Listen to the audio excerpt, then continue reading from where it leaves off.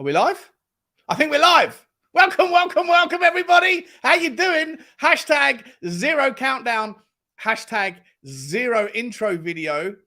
As we're trying not to swear, as we are trying to keep the YouTube gods satiated and satisfied with good, high-quality content without the need for profanity. How are you? Welcome back to the Spurs Talk Show. It's your nightcap. It's Thursday night.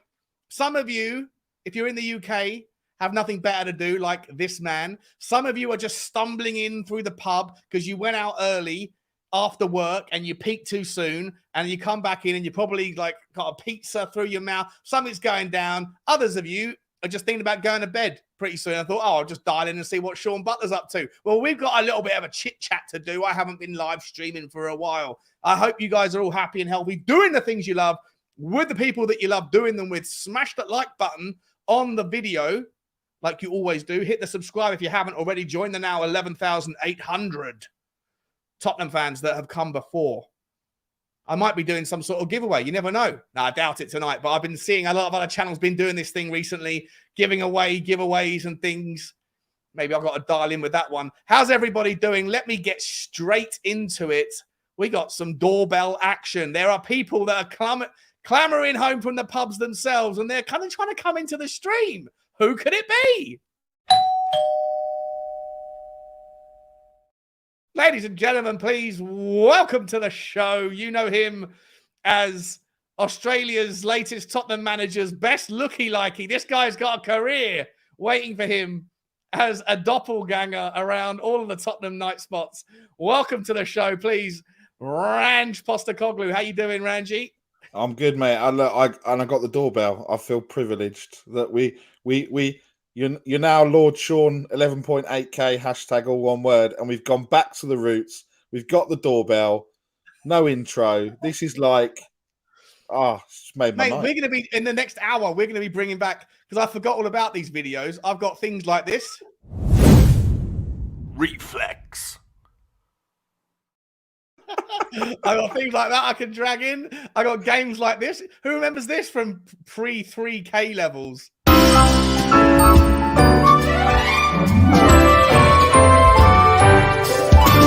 Would you rather? I got a whole bunch of other ones. But before we get into it, I've got to bring somebody else in the show fresh out of the gym. And apparently the gym is a shed in his back garden. I said to him, you fancy coming on for a quick hour? He said, well, sure. I was just out of the gym, so I might be late. And then he went, well, actually, the gym is about 5 feet away from my front door. So I'll give me 5 minutes. Please welcome to the show, ladies and gentlemen. Let's find out what sort of entrance he gets. Actually, no. As someone who goes to the gym,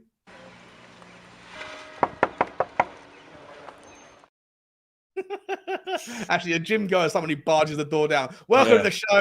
One of the Tottenham, the Spurs Talk Show channel favorites. We got Adam William Cahill. How you doing, Adam? Good to see you, mate. What's going on, lads? Thanks for having me on again. As always, I am sweating my ass off. If you could smell me, it would be potent. But thank God you can't. So I'm happy just to share the banter and not the stench. How are you guys getting on? Good, mate. Good. Let me just quickly fly through the people in the comments and say hello to everyone. The guys that were there just before the stream started, I almost put him in a timeout by mistake. Greg was there with the hello sign. We got Tottenham Spurs. What's happening, Tot Spurs? Good to see you. Custy's in the house. So is Beast. So is Terry Wright. So is Richie. So is Billy. Paddy Hartnett. Budget cuts. Shawnee with no intro. Yes. Well, no, not budget. It's kind of budget cuts. It's revenue cuts, really, from YouTube. You know, FFP is hitting me hard this time round, so we have to get rid of it. Listen, we've only got 55 more minutes to go, so I want to say a massive hello to everybody in the chat. Welcome to all the old. Welcome back. No, welcome back to all the old. Welcome to the new. Smash the subscribe and hit the like button if you haven't already. Let's get straight into it, guys. Should we talk about... Let's talk about Harry Kane first, shall we? Let's talk about Harry Kane. Because there was noise that came out earlier that was presented by terrible sources like The Build, who said... And I called them a terrible source because basically the entire German media is pushing this kind of blitzkrieg, excuse the kind of wartime pun, but like the blitzkrieg media focus, pushing the Harry Kane narrative to Bayern narrative strong, but it's not really coming from anywhere else. You don't really see it up to the same level from UK media, and you're not really seeing it from the French media. From the French media, from teams like L'Equipe, you're seeing PSG is an outside thing. We're going to talk about the options for Harry Kane in a minute, but tonight the Bild says that there was a meeting today between Tottenham and Bayern Munich in London, meetings in London regarding this, and it didn't result in a breakthrough, that there was still stubbornness on both sides. The valuations are too far apart. I was immediately dismissive of it. However, I then see this, but I haven't been able to verify it on. Hang on. Haven't been able to verify it on new friend. Yeah. Is that mate? Say again. With your new ITK friends. No, they're dead to me. Yeah. It's all gone. It's up. We're going to talk about that in a minute as well. Oh, really? Dead to you? Done him. Adam, what's going on with your camera? Your camera's all going a bit multicolored. No, we go from the Spurs Express, but they're saying Fabrizio Romano on the podcast There We Go. So I've never heard of the podcast There We Go, but he's apparently saying that he's agreeing that there was important contact between Tottenham and Bayern for Harry Kane today, that the meeting may well have actually happened. Bayern have made it clear to Spurs that they don't want to give up on this deal, but they're still not at crucial stages on the deal. Like I say, I haven't been able to verify whether or not the Spurs Express are actually legit with this podcast. There we go. But let's assume that it is. I'll start with you, Nick or Rangerino. Well, first of all, it's a terribly written tweet. Yeah, it was a terribly written tweet. Yeah. They don't want to give up on this deal. Still not crucial stages on the deal. Is there a deal? We're talking about a deal. How many times do you want to mention the word deal? Yeah. There can be meetings, right? But I think we were just talking about it, and they could have gone right. They could have just gone right. We're coming to London. Let's sit down and talk. And they would have gone right. We want Harry Kane. Spurs have gone, okay, we want 120 million. They're going, we don't want to pay 120 million. End of meeting. It could be as simple as that, right? But do you think it's actually happening? Like, how much legitimacy? Because I've seen people put out polls saying, like, are we scared about Bayern Munich right now? Like, do we actually think it's legit, or do we just think it's this massive wave? There's other news that are coming out saying that Harry Kane is reasonably excited or reasonably enthusiastic in the early meetings with you, the Australian you. Yeah.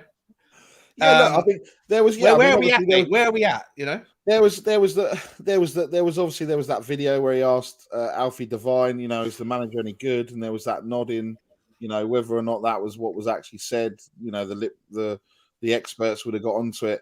Look, I think it's a very difficult.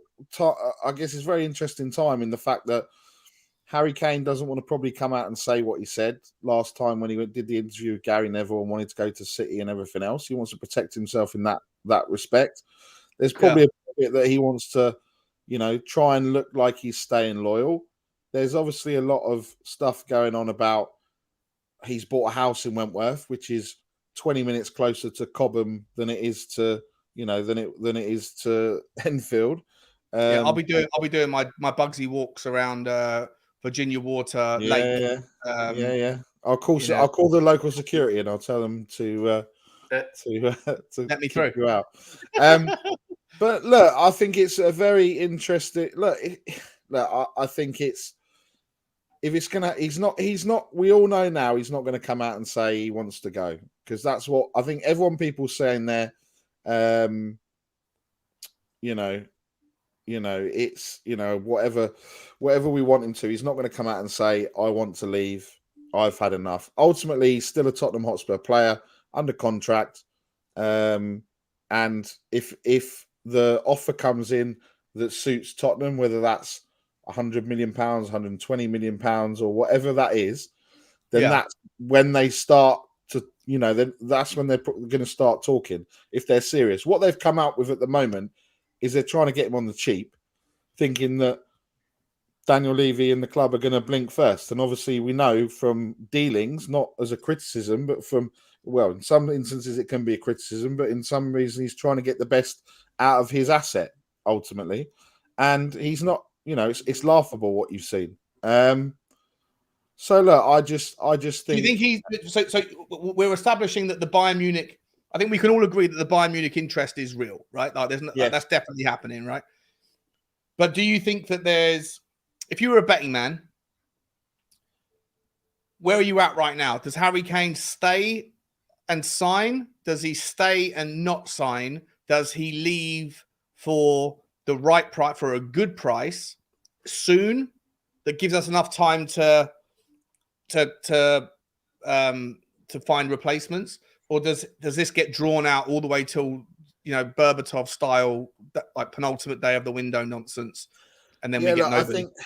I think for me, where I'm at with it, I think the best thing for everyone is he does what Caicedo did and all those other players. He signs a new contract with a release clause, so that then removes the whole. He's going to go to a club for free at the end of next season. Whatever the figure is, that benefits. He stays for a year. He says, "I've got a year on my contract."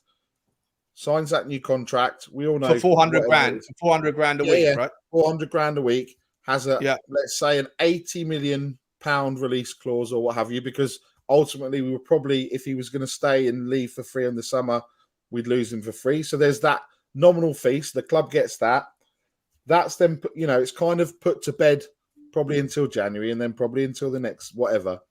Yeah. And then what I think happens is, or if that doesn't happen and he goes, I think that we would stick until January, and then I think we go and get Ivan Toney. That's what I think would happen. Ooh, Ivan Toney. All right. Okay, put a pin in that for a second, because I do want to talk about where we're going to go. I know everyone wants to talk about the centre backs thing, because we are going to be talking about that in the second half, or about the second half of the conversation. Adam, are you still there, mate? I don't know. Your camera's gone. Are you still there? I'm still here. Camera is just acting a bit wonky at the moment. I don't know if I can get it fixed in time before all this wraps up. So I'm doing my best. But all right, no worries. Well, whilst you see if you can multitask. Oh, there he is. Hey. Lovely. I don't know. I'm sure it'll mess up again before the end of the evening, but however. No worries. Well, welcome in, mate. Look at the muscles from I was going to say the muscles from Brussels, the muscles from Dublin. I don't know. Whatever. I think of something better. Mate, where are you at with this at the moment? We've got, like I said, we've got the Bayern Munich story. The Bild brought it out. Then obviously, apparently, the Here We Go podcast has confirmed that there was meetings today. Nothing's further with it. There's also that story I forgot to mention earlier, and I've mentioned it during Ranj's comments there, that there's also the rumors that Tottenham have offered him a massive contract, 400 grand a week, with the option to continue his career in a post-player role after that's done. I don't know what that looks like. What are your thoughts on all these kind of little developments that are happening here? Like, where's your head leaning right now? A huge component of it is obviously the fact that, like, if Harry wants to have his cake and eat it too, then he can get the all-time goal-scoring record for the Premier League and go and win honours at the same time. So we need to think about, like, how many goals has he got left to score? It's something like 45, right, before he actually eclipses Alan Shearer. Yeah. So if he was wise, I think the smartest thing to do is not go away now. I think that considering he's going on a free in a year's time anyway, it doesn't make any sense for him to pack his bags at this moment in time and potentially not, still walk away with nothing. He can get 25 to 30 goals again this season at Tottenham, narrowing that gap significantly, at which stage he is a free agent. He can go wherever the heck he likes. He doesn't have to wait for Levy to make a deal with anybody. He doesn't have to start pushing things in any particular direction. He can do whatever the hell he wants. So whether he wants to go to Man United and continue to go for the goal scoring record while winning trophies with them, because he's certainly not going to win anything with us, let's be fair, right? And I think the smart thing for him to do, the best possible option for him to do, and this is not I didn't come up with this, I heard this on TalkSport, I just happen to agree. If he was good to do the absolute wisest thing, I think it's stick with Spurs for another year, get another 20 to 30 goals in his locker, go to Real Madrid right? Because I mean, like Real Madrid are still going to be more than eager to have him as part of the team. Real Madrid are the biggest team that ever existed. He gets to be part of that furniture. He gets to be part of the history of that club. He will win things with them. He'll win La Liga. He could win the Champions League with them. He could do all sorts of incredible things with Real Madrid. Stay there for 3 years. Come back to Tottenham, finish as a one-club man in the UK, and be an absolute hero for Tottenham. And I think that it's entirely likely that is something that's on his mind. I don't see him going anywhere this summer. But I also do not see him signing for Tottenham. He's not going to sign another contract for us. It just makes absolutely zero sense. Even 400, even the suggestion that Nick put out, which I thought was a good one. Couldn't he get that anywhere though? Like, I mean, it's like, I'm not anywhere, but like there are certain clubs that would be more than willing to pay as like pretty close to that, where he could go and win trophies, because he ain't winning trophies at Tottenham. Like, correct. Well, in all likelihood, correct. But for me personally, I think, as I've said this before, I've disagreed with. I had a major row with my man Sabra about this on Perch's channel last week. Now, I personally think that this idea that it's ambition, like, I'm not saying that there's not a reason to go, but to dress up the idea that you drop Tottenham where it's harder to win a trophy and it's your boyhood club and all that stuff, to go to a place where you're guaranteed a trophy, not a trophy that really is a challenge to win, just to tick that box, to get that monkey off your back. That's why I think ambition, I think the terminology is wrong. I get it.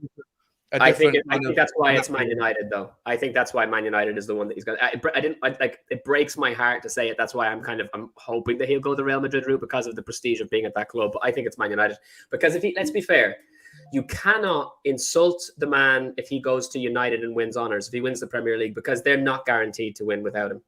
Man City are basically tied on to that number one spot for the foreseeable. They will win it every single season, and the most likely, especially with the transfer window having at the moment, to challenge them is Liverpool. And unfortunately, Arsenal are still in that conversation, especially if the Declan Rice deal finally gets over the line.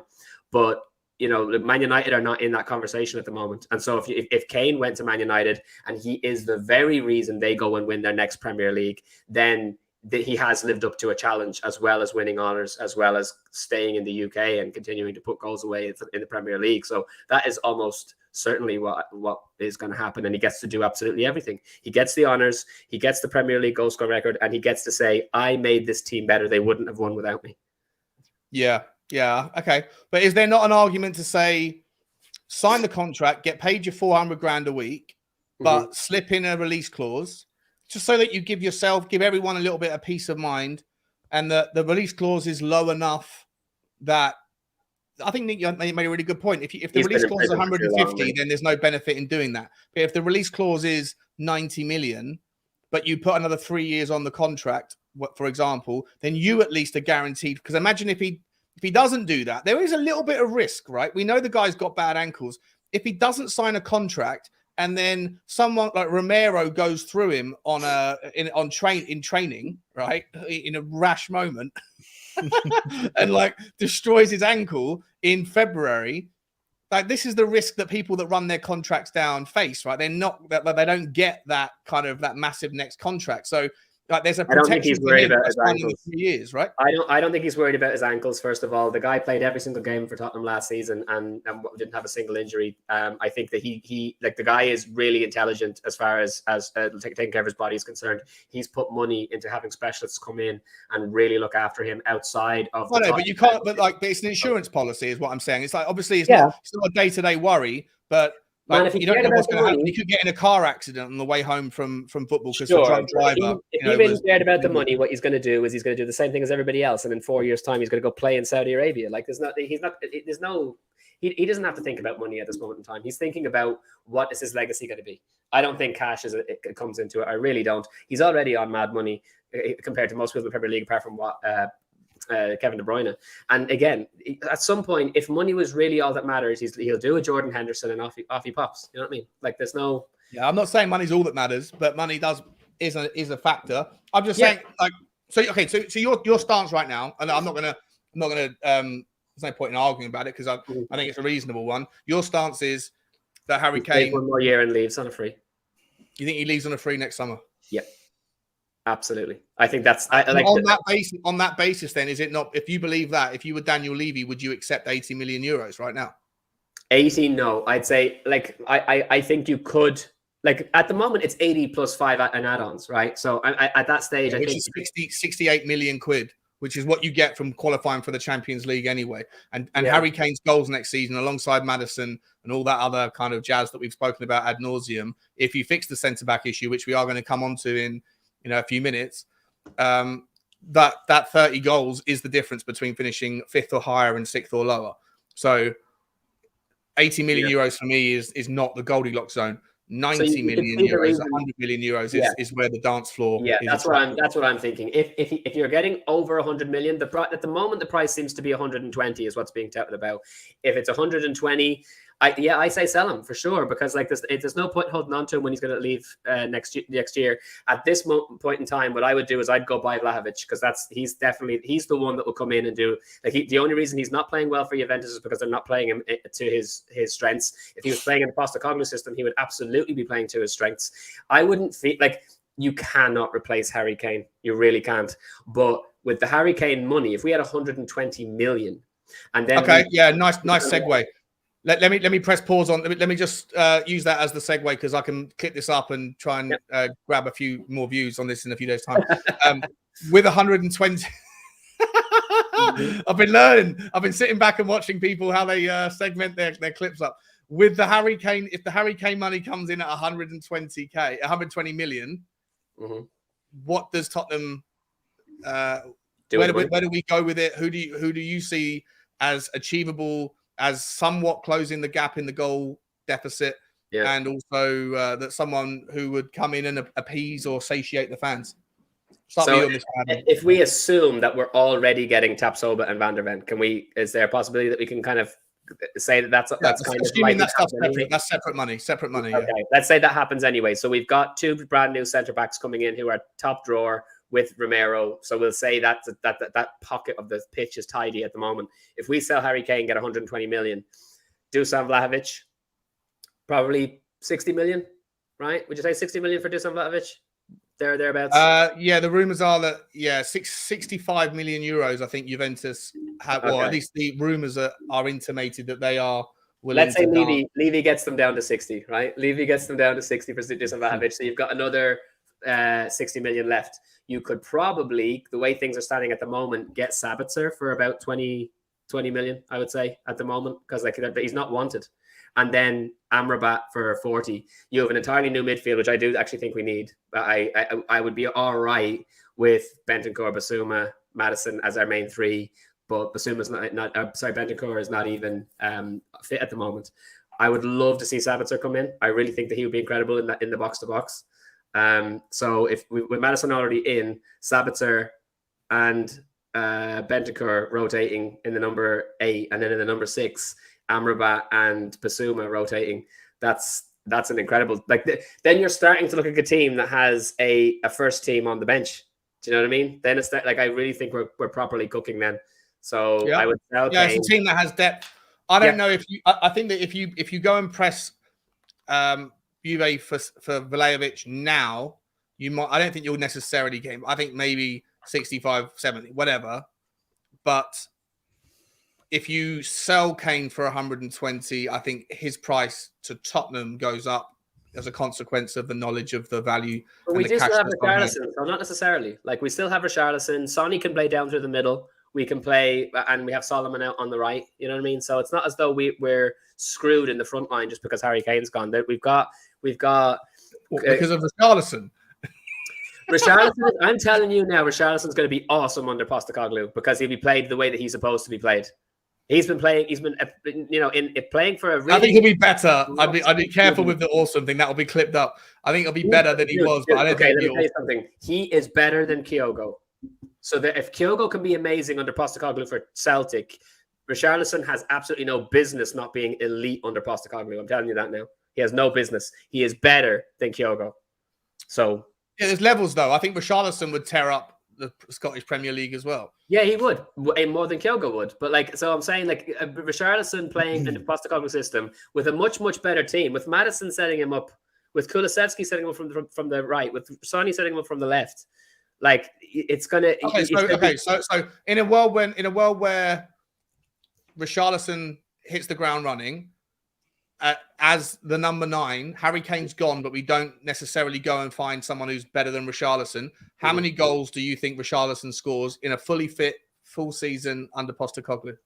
I think 15 in his first season under Postecoglou, 15. And I think that the other goals get shared about all over the place. I think that you'll get 5 goals out of Udogie. I think you'll get 20 goals out of Son. I think that you'll get maybe 7 goals out of Maddison, but then tons of assists. Do you know what I mean? And then, like, it depends on if you do get somebody else coming into play on in the number 8, who's because you got to remember the two midfielders that are ahead of the number 6. These guys are very, very attacking in a Postecoglou system. You're going to have goals coming from Porro as well. I think across the board, across the front 6 that are attacking, you're going to have a lot of goals spread across as opposed to No, I see that. I see that happening as well. I think 15 though for Richarlison, yeah, definitely. I don't know, mate. For me, listen, you know, I'm desperate to be wrong about Richarlison, but I don't think it's a surprise to know that I just don't see it happening with him. I think he's massively overrated footballer personally. And this argument that because he's Brazil's number 9, he's Brazil's number 9, who was absolutely spectacular in the World Cup. No, he wasn't spectacular in the World Cup. He wasn't. He scored one. He scored one goal. He scored one great goal. He scored 2 goals. No, but the one goal that was superb. One of them. The other one. One goal that was superb was a training ground routine. There was absolutely no one within about 9 feet of Every good goal is a training ground routine. Fair enough. Nick, let me ask you the same question. With the training ground routine, do you know what I mean? Like, this is just what happens. You do the same thing again and again in the training ground, and you pull it off on the pitch, and you're amazing. All right, okay, fair enough. Well, listen, we'll agree to disagree on that. Adam, you know how much hate I get for Emerson, but Emerson scored more goals than Richarlison last season. Yeah, Emerson played more games than Richarlison last season, significantly. Emerson's a right back, mate. He's not a striker. He played every game. He played practically every game. No, he didn't. No, I'm not having that narrative. I'm gonna do the comparisons, and I'm gonna hit it with you, Adam, a bit later. Right, Nick, let me ask you the same question though. In a world where we sell Harry Kane and we raise 120 million euros, which is 100 million quid, or give or take 90 million quid, something like that, right? The whatever the kind of Goldilocks zone is for Daniel Levy to jive, then what do we do with it? Adam said he wants Sabitzer or Sofyan Amrabat and then Vlahovic. I don't know if you listen. I think that Vlahovic, whilst Vlahovic I think is a brilliant player and I'd love to see him come in, I personally think that whoever doesn't get Harry Kane, like if Manchester United don't get Harry Kane, if Paris Saint-Germain don't get Harry Kane and Bayern Munich do, I think that of the strikers that are out there, Vlahovic is probably like second or third in line of the biggest brand, the biggest name strikers after Harry Kane that may trade in the summer. And so I would imagine that he will end up going to a team with a bigger draw, a higher draw than Tottenham. So, but listen, I'll still take him in a heartbeat. I think he doesn't suit the Juventus system. Allegri's system is boring, doesn't suit his style. I think he'd do very well in the UK. Nick, what would you do with the £100 million if we had to do it? Well, it depends. It depends how quickly it comes, right? If it's coming, Berbatov style right at the last minute, then for me, I'm doing what I said earlier. I'm waiting and then going to get Ivan Toney in January when he's back. So, okay. And how much do Ivan Toney will cost? 80 maybe. Okay. I'm just thinking with a bit of the lion's share of your budget, right? Okay, fair enough. Yeah. You've got. I guess it depends, right? Because obviously you've got to take a little bit off because he hasn't played and what's happened. He's done his time. He's paid for it. What have you? You've also got them put the old English tax on top of it because we've seen on it. So I reckon it's probably around that figure. Calvert-Lewin. What if it? What does it mean if it happens in the next couple of weeks? I don't really think that there is anything that's, and I know what will happen is that fans will say, "There's 120 million, go and spend it." Yeah, but it's not always that easy, is it? Especially when it's very easy. The way he does, yeah, right? And it's very easy. Like with all of these deals that are going on, like obviously I know we're going to come to it and talking about the defenders and everything else, but it's very easy for everyone just say, oh, we offer an amount, they say yes, we just sign on a dotted line and then it's done. It's not. It's agents' fees, it's image rights, it's all these, if the player gets injured, what does that look like in terms of the transfer fee? How much is paid? How much is invested? There's so many complications that go into it. That I just think that I don't think we have time, because I don't think in the world which we're in, I don't think we've thought that he's not going to be here next season. So I think there needs to be we've said that we've spent money wrong in the past, and I think there needs to be if it happens, take stock, and we don't need to just go and rush and spend it, because that's what needs to happen, right? So are you saying that if it happens this summer, then you don't replace it necessarily, or you don't go and buy, maybe you go and buy an Alex Scott, someone else who can add value in the top end of the pitch in a different way? Maybe you use Richarlison more, maybe you use Sonny more, go and find someone else on the wings to help in the kind of creativity side, like an Andreas Scott-Olsen or somebody else, whoever, take your pick. I know I keep mentioning that guy, but take your pick. And then you wait, and then in January, when you can go, because I heard a rumor that you're not actually able to buy Ivan Toney even if you wanted to. Someone told me that the rules of his suspension are that he's not allowed to sign any new contracts. I don't know if that's true or not. Obviously, there's a lot of rumors linking him to Chelsea right now, but I don't know. So if that doesn't happen, if he doesn't leave and goes to Chelsea or whatever else, then you would save the money and then go and get him when he can play football again in January. And then you hope that Richarlison and Sonny and everybody else can do enough. We've got one game a week. There's not that many midweek games. I think there's 2 midweek games, and that may change, obviously, based on progressing through in competitions. But at the moment, I think it's 2 midweek games that have been planned in. And obviously, we saw what happened last year. There was like not hundreds, obviously, that's not possible. But there was a lot more than normal because of postponements, the Queen fitting everything in because of the World Cup. We've got the winter break as well, which is a couple of weeks. And I just think that we could just hold fire a little bit. We've got Son and Solomon on the left. We've got Kulu and Porro for me, who should be on that right wing. And we've got Richie. So, and also there's the question mark around, and I know people will go, oh, well, what's happened? There's the question mark around Dane Scarlett. There's the question mark around Troy Parrott. Now, I'm not saying for one moment they're the answer, but I think we've got enough players there to juggle one game a week in an attacking point of view. For me, Troy Parrott is deadwood. I think he's had a long enough period of time now to demonstrate his desire to grow or to find his level, and I don't think he's shown it wherever he's gone.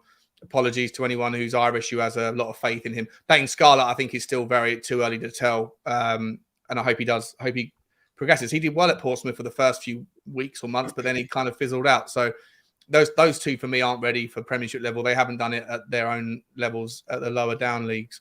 All right, listen, we're at the halfway stage. I want to move. I've got a couple of super chats. I just want to quickly call out, and then we're going to pivot to the centre back situations.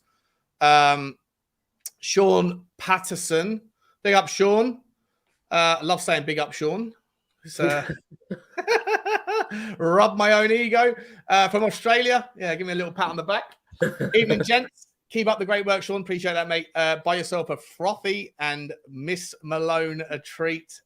Can't wait for Ange Ball. Let's just bring in those centre backs. Mate, thank you very, very much. Bugsy Malone will appreciate it. Whenever someone gives me money for Bugsy Malone, I promise you, I 100% swear that money goes into a pot alongside the money that I give into that little, because she's a very expensive dog to maintain. She's incredibly expensive. Had to spend about another 400 quid in the last 4 days on various vet bills for her, but I will definitely get her something nice, and I'll buy myself a Freud. Thank you very much, bro. I also can't wait for Ange Ball. The centre backs is where we're going to go to next. Really appreciate the support, mate. Good to see you on the show. And frankly, Tottenham, big up, Frank. How you doing, mate? Hope you're well. Big support of the show. Sean, can I come on for 5 minutes to see how my new cam works? Listen, mate, I don't have your number or anything, and we're literally only going for 25 more minutes, bro. But listen, reach out to me on Twitter after the show at Spurs Talk Show if you're on Twitter, and I will absolutely give you. We'll exchange numbers or whatever. I'll get you into the WhatsApp group, and then I'm moving. I'm going to be doing fan cam stuff or fan phone-in shows. Maybe I'll start this weekend, and I'd love to have you on, but it's probably going to be difficult to organise for right now, mate. But I really do appreciate the offer, and 100% you can come on very soon. Thanks for the super chat, mate. Really appreciate it. And Loves Music. Big up, Loves. Hope you're okay, mate. He says, hi, guys. Weston McKennie finally to Spurs.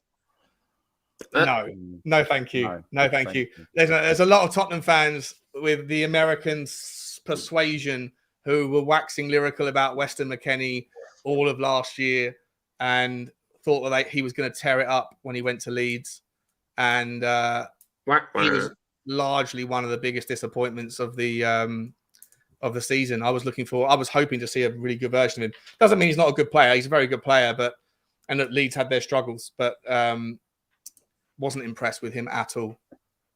One player that I do think that was always linked at the same time as Weston McKennie, when we were talking about him, a lot of people were always talking about Frank Kessie. And I think Frank Kessie I would be very, very okay with. I feel like Sofyan Amrabat is... That story might, even though I think he's a good fit for Tottenham, I think that story is probably looking dead. I think he's going to end up for really small money going to Manchester United. Before we move on to the centre-backs, I'll ask you guys, in that 6 role that we're talking about, I mean, you've mentioned Sofyan Amrabat, Adam. You also mentioned you like the idea of Sabitzer. I mean, Sabitzer's not really a 6. He's a bit of an 8. Yeah, I would like Sabitzer playing in the number 8 for sure. No, I wouldn't have him in the 6. I'll have Sabitzer. I would get the 2 of them. Sabitzer. So I spoke to a lot of Man United fans who were massively underwhelmed by Sabitzer. I wasn't particularly impressed with him. I do think he's a really good player. I think again, it's maybe horses for courses, different systems suit different players. Yeah. In the 6 specifically, though, if you can't get Sofyan Amrabat, Palhinha is priced out of the market. Where would you go, Adam? And then I'll come to you next, Ranj. I love Locatelli, but I don't think it's reasonable to think that we could get him, but I love him. And then what was the guy? It's Maxence. What the heck is his name? Who? 1 second. There is Adam. While you're searching for that, I'll just put you in the mud, mate. Emerson played 1 less game than Richarlison last season, so there you go. Emerson played 1 less game. Yeah, I just put it in the WhatsApp. He probably had far fewer. He had probably had far more minutes though, right? That's way more minutes, definitely, 100%. Sorry, mate. The stats say 27 Richarlison, 26 Emerson. Yeah, sorry, mate. I'll get you on very soon, Frank. Just reach out to me, mate. We'll figure it out. Okay? I'll find a way to make my boy look good. I didn't even need to find harder. First one appearances, Emerson wins. Sean, look at the guy I sent in the private chat. Maxence Kakare, I think is how you pronounce it. Oh, Kakare. Yeah. He's. I'm looking at some stats about him. When you use that weird tool, I forget what it's called, data, MB data or whatever, and you plot progressive passes versus defensive duels. So you're looking for someone who can do both, who's like a good defensive midfielder, but who has the ability to pop the ball around. And then you plot every single midfielder in the top 7 leagues.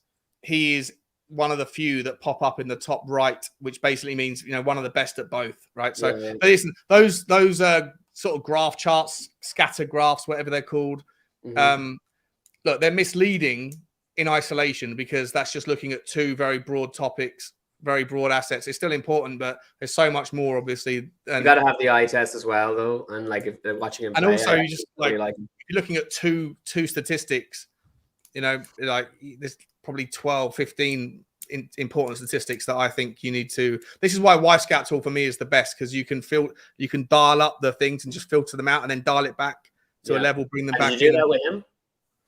I haven't yet. No, I will. I'll look at Kakare. Yeah, but I've heard wonderful things about him. Yeah. And there's people that I like in the industry that are I trust their knowledge and their game on, and I think he's exceptional. But how much money is he going to cost? I have no idea. Let's see if it's on Transfer Market. Yeah, he is. It's saying 25 million euros. Yeah. Yeah. So I mean, let's be fair. 25 million. You're not going to get better for that, considering what's what's expected of him. I think like I'm the same as yourself. I think you brought before that it wouldn't be like in a pinch. Calvin Phillips wouldn't be a terrible idea. I actually think that the guy has bags of potential, and the only reason that he has been wasted for Man City is because the only reason they bought him is so that he wouldn't go to Liverpool and tear it up. So I think that it's not a bad shout. Yeah. Look, a lot of people talking about Kakare as well, and he can play as an 8 as well. Yeah. Look at the knowledge. Look at the knowledge being demonstrated by the chat tonight. Shout out to the chat with the knowledge just coming out with all the fire. Nick, if you were looking at the 6 before I'm going to move into the centre back system now, but just last final thing on the midfield. If you wanted a 6 and it wasn't Amrabat and it's not going to be Palhinha and obviously Ugarte's gone, all the top tier players looking like they're going elsewhere. I don't know if you like Calvin Phillips or if you want to go Kakare, if you know much about him, where do you see any kind of option there? I think that there isn't, we spoke about it it's more kind of oval pegs in round holes rather than square pegs in round holes in what we've got.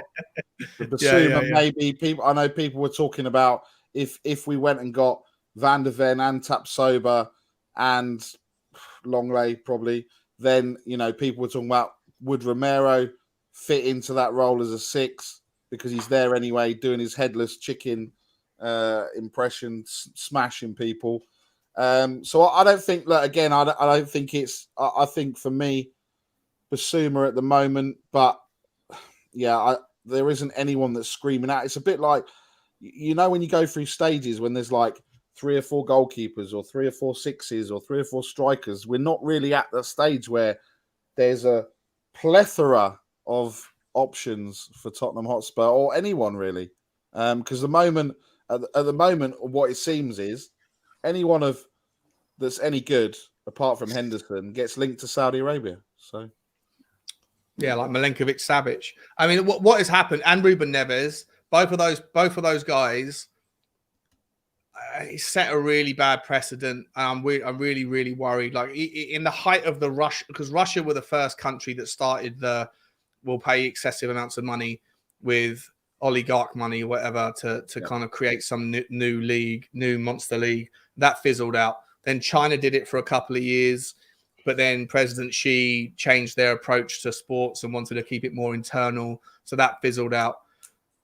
I don't know if the Saudi Arabian thing is going to fizzle out. Like these guys seem like they have more of a. Well, have you seen Sean's Cristiano Ronaldo's team are not allowed to sign anyone until they pay their transfer debts? Who's stopping them signing? I don't know. I saw it earlier when I was on a Twitter space and I saw it earlier. I don't know whether it's the government or the FA or whoever it is. They said that who's not allowed to pay any more? Who's not? Sorry, who? Cristiano Ronaldo's team, El Nasser. Is it El Nasser? Yeah. They're not allowed to sign any more players until they clear their transfer debt. I don't really know what that means. What is it? So the Saudi Arabia, the Pro League's version of the FA is saying that, or UEFA? Yes. It's not because it's not UEFA. So, yeah. It has to be FIFA or something. So. Yeah, look, to be honest, I'm usually pretty on top of all of the rules around finances and stuff, but I have honestly no idea whether even FFP is a thing in Saudi Arabia. I've got no idea. I haven't looked into it enough. I should have done. But yeah, Jason Helms is saying FIFA. Mud FC saying FIFA. Okay, so maybe FFP is still is FFP? Can anyone let me know? Is FFP a thing in Saudi Arabia? I'd be surprised if it is. It can't. Surely it can't be. But they owe money. They owe Leicester money for Musa. Interesting. Brains McLeod's in the house. What's happening, Brains? Good to see you, mate. We were just talking backstage about I'm going to be creating a dial of Brains's mood. The kind of the which way is he pointing today with his with his energy? Is he everything's terrible or everything's exciting or somewhere in between? The 90-degree man. Everything pivots 90 degrees with Brains with every tweet that comes out. Love you, Brains. Good to see you. I'm on Spurs. I'm not really sure. I'm Brighton. I'm Brighton. I'm Spurs. I'm back in. Yeah. Don't be offended. Don't be offended. You should be happy. You should be happy. Mate. True, mate. Sean's got the receipts. Sean's got all the receipts, mate. All right, listen, guys, let's move forward. We got a super chat before we move on. Where is it? From Louis. Big up Louis or Lewis. I like Gabbanini as head scout. What do you think? I mean, I don't know what he's done thus far. Who's he scouted thus far? Like, I mean, everyone knew James Maddison was a good player. Was he instrumental in Vicario? Don't know yet, mate. Too early to tell. Listen, I'm not someone that waits until after the fact to say whether someone was backed or not. I think you have to judge the window the second that the door is closed on it. I think then you have to make that decision, the determination of whether the manager was backed, whether you got enough that you're happy with. But as soon as that happens, you have to stick to your opinion. You can't wait to see whether or not it worked out to then play, Harry hindsight. I don't think you can do that. I think that's disingenuous. I think a lot of Tottenham fans were doing that last season. We finished the window. A lot of fans were fairly happy. People were saying Tottenham won the window. Then most of the players didn't hit the ground running. And then, of course, as soon as that happened, it was whether he was backed or not, whether Conte was backed. That's only a story. It's only a conversation because Tottenham were struggling in the league and not playing good football. If Tottenham come out of hit the ground running and are competing with Man City like Arsenal were, there wasn't an Arsenal fan that was challenging whether Arteta was backed during the season because they were doing so well. So I don't want to get into that sort of side of the conversation. But as far as Gabbanini, I don't know how much influence he's had yet. We'll have to wait and see. All right, guys, we've been going 45 minutes. So sort of last topic of the evening, unless we go off on random tangents, is about the centre-backs. And the reason I kind of bring it up, I guess, look, I put out videos every day saying, I did one a couple of days ago saying, people that know a thing or two about a thing or two have told me that there's 90% certainty that we're not only going to get one, we're going to get both, and that Van der Ven is done. It's just not been announced yet, and that Tapsoba could be done as well if we get them both done for 65 million. I think everybody was expecting a here we go, at least by today, for Van der Ven. Tapsoba might have taken longer. The rumours I was hearing were that even if we get the Van der Ven medical done, he's still not going to fly out with the squad because of the work permits. All these things were going to kind of delay the perfect scenario, but none of that has happened. And at the end of the day, I guess I'm in the mud. I guess a lot of people who are making these claims are in the mud. I'm happy to take a mud bath occasionally. It keeps the skin pure and the heart clean. But I'll start with you on this one, Nick. Yep. This thing comes out this evening or a little while ago. And this is the best tweet I can find for the time being because I can't read this guy's stuff. Nizar Kinsella is saying that Liverpool could hijack their move for Mickey Van der Ven. That's always been a story that's been out there. But also I've seen other people sharing things saying that there's problems with it. That did I share that screen? Did I share it? I did share it. Did I share it a minute ago? Oh, I didn't share it. Here you go. Sorry, that's the tweet I wanted to share. There are fears that Liverpool could hijack their move for Mickey Van der Ven. That Wolfsburg are playing silly beggars. They're changing the deal at the last minute. Obviously, the deal wasn't done. Drama, always 11th hour drama. That obviously changes the thing with Tapsoba. I don't know whether or not the Sessegnon injury has had any influence on this. And I tell you why, because there's other rumours tonight about signing a player from Inter Milan, which we'll talk about. We will find time to talk about that in a minute as well. Ranj, I'm going to start with you, mate. What is going on with these centre-back issues, bro? Are we screwing around? Is it Tottenham? Is it Daniel Levy that's just not willing to pay? Is it the other clubs that are just messing around? What the hell is going on? Why couldn't we get one done before pre-season? Look, I think like you said, I think we all thought we were going to get a here we go. Whether we got it today or not, I don't necessarily think that would have made a difference of him getting on the plane. I think that actually this pre-season tour, whether there's centre-backs there or not, is absolute kind of nonsense, really, because the players that have come back from international duty came back yesterday. Richarlison came back today. There's absolutely no way in hell that they're probably going to start until we face Singapore Lions, who were set up, 3 years ago? So then we come back, and then we've got Shakhtar Donetsk, and we've got Barcelona. So those two are probably the ones where we need to be getting the first team back. We're going to see a lot of the youngsters, a lot of the youth team, hopefully, out on this pre-season tour.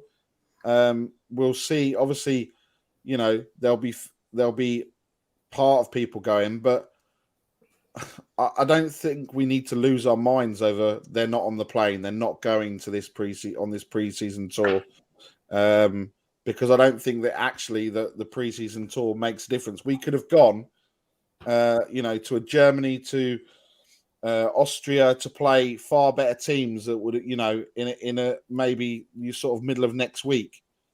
We're sending them all the way to Australia.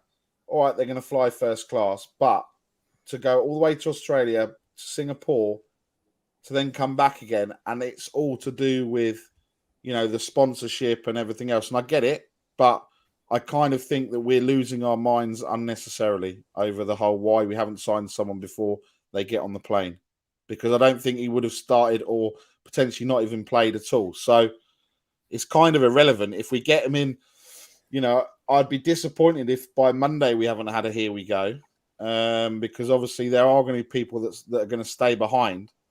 The ones that have probably been told that they're going to be, they're going to be surplus to requirements. So we'll just have to wait and see. But I'm not losing my mind over it. We'll just have to wait and see.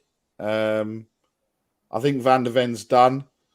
And I think then the complexity over Tapsoba, is done. I still think we're going to get 3. And I think it will be Van der Ven, Tapsoba and Longley. And as long as Longley stays 4th choice, I'm okay with that. We know Dyer's staying. There was the bid today for Sanchez that he's mulling over, 15 million euros or something. For who, sorry? For Sanchez. 15 million euros, 80 grand a week. Deal. Yeah.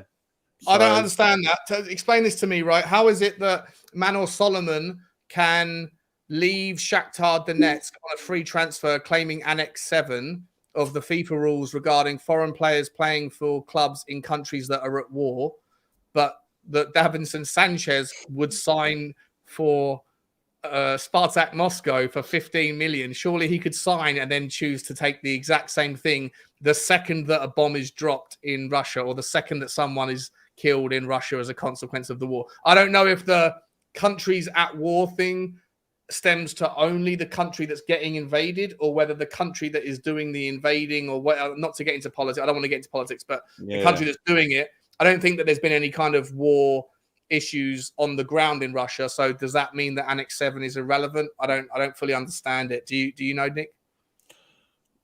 Absolutely not, Sean. You're asking a question of far beyond my intelligence that I'm not going to even attempt to answer. All I'm going to say is Sanchez. If Sanchez goes and does that, he'll just go and do a bit of what we do on Shelfside Spurs Show and just do what we want and not worry about the consequences. So that's go live drinking plenty of Russian vodka with your shirt undone. Yeah. Give the people what they want. Give the people what they want. Shout out to Shelfside Spurs, by the way. When they get going, they get going. All right. Well, listen, Adam, mate, let's get back on track for a second.